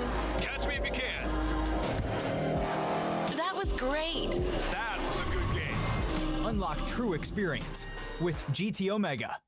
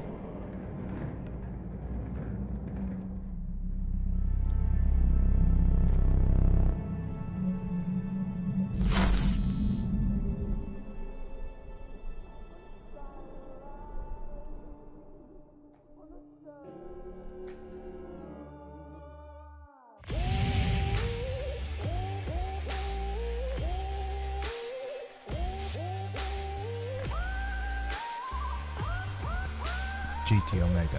Stay ahead of the game.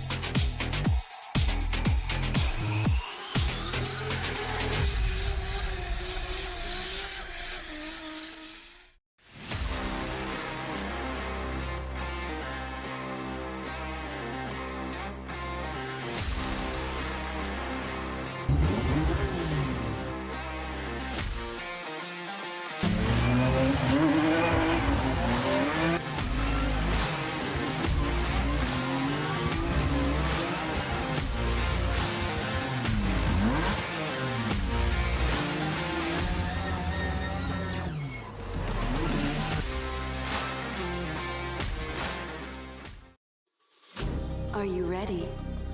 I'm ready.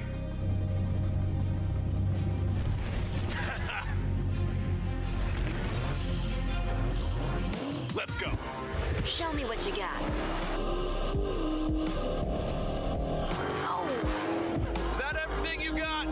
last turn. Catch me if you can. That was great. That was a good game. Unlock true experience with GT Omega.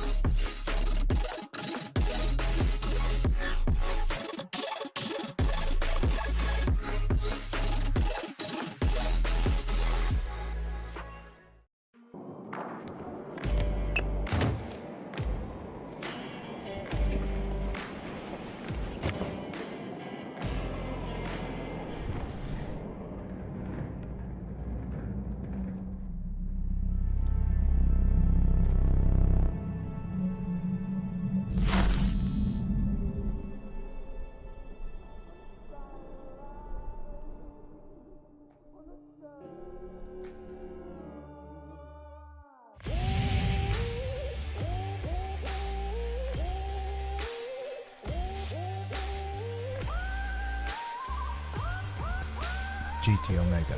Stay ahead of the game.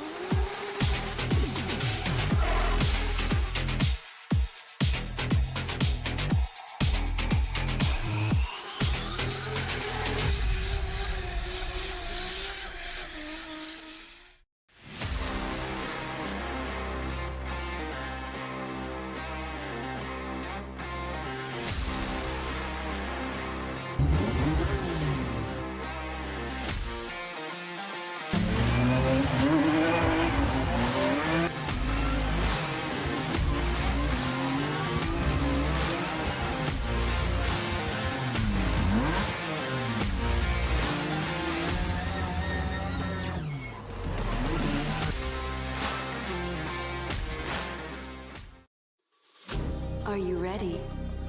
I'm ready.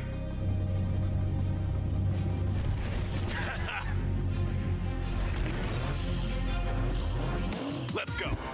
Show me what you got. Oh, Is that everything you got? last turn. Catch me if you can. That was great. That was a good game. Unlock true experience with GT Omega.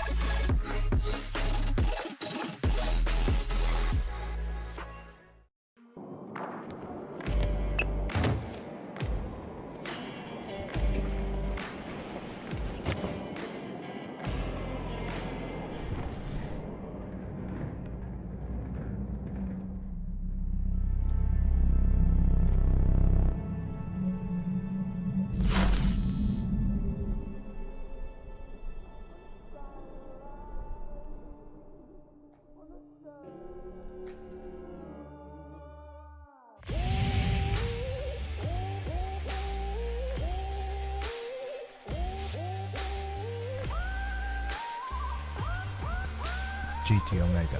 Stay ahead of the game.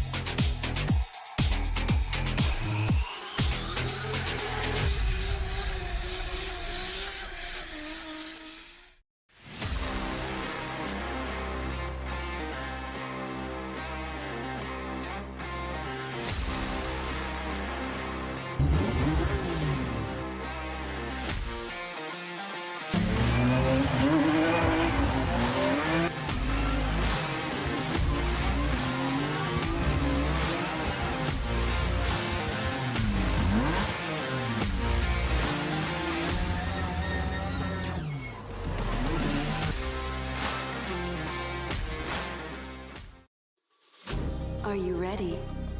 I'm ready.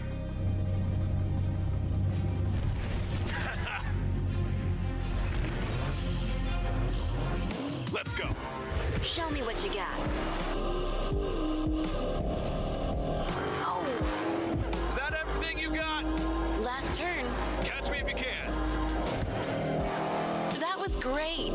That was a good game. Unlock true experience with GT Omega.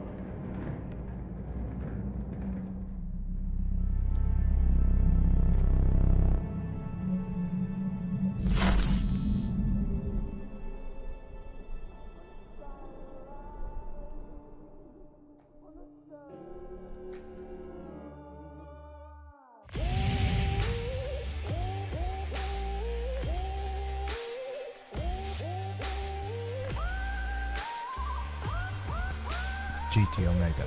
Stay ahead of the game.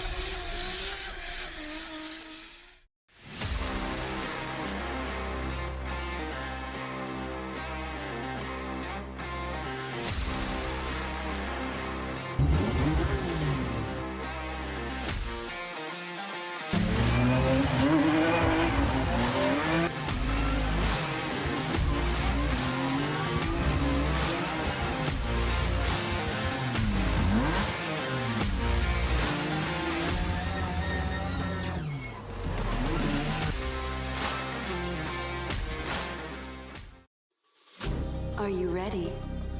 I'm ready.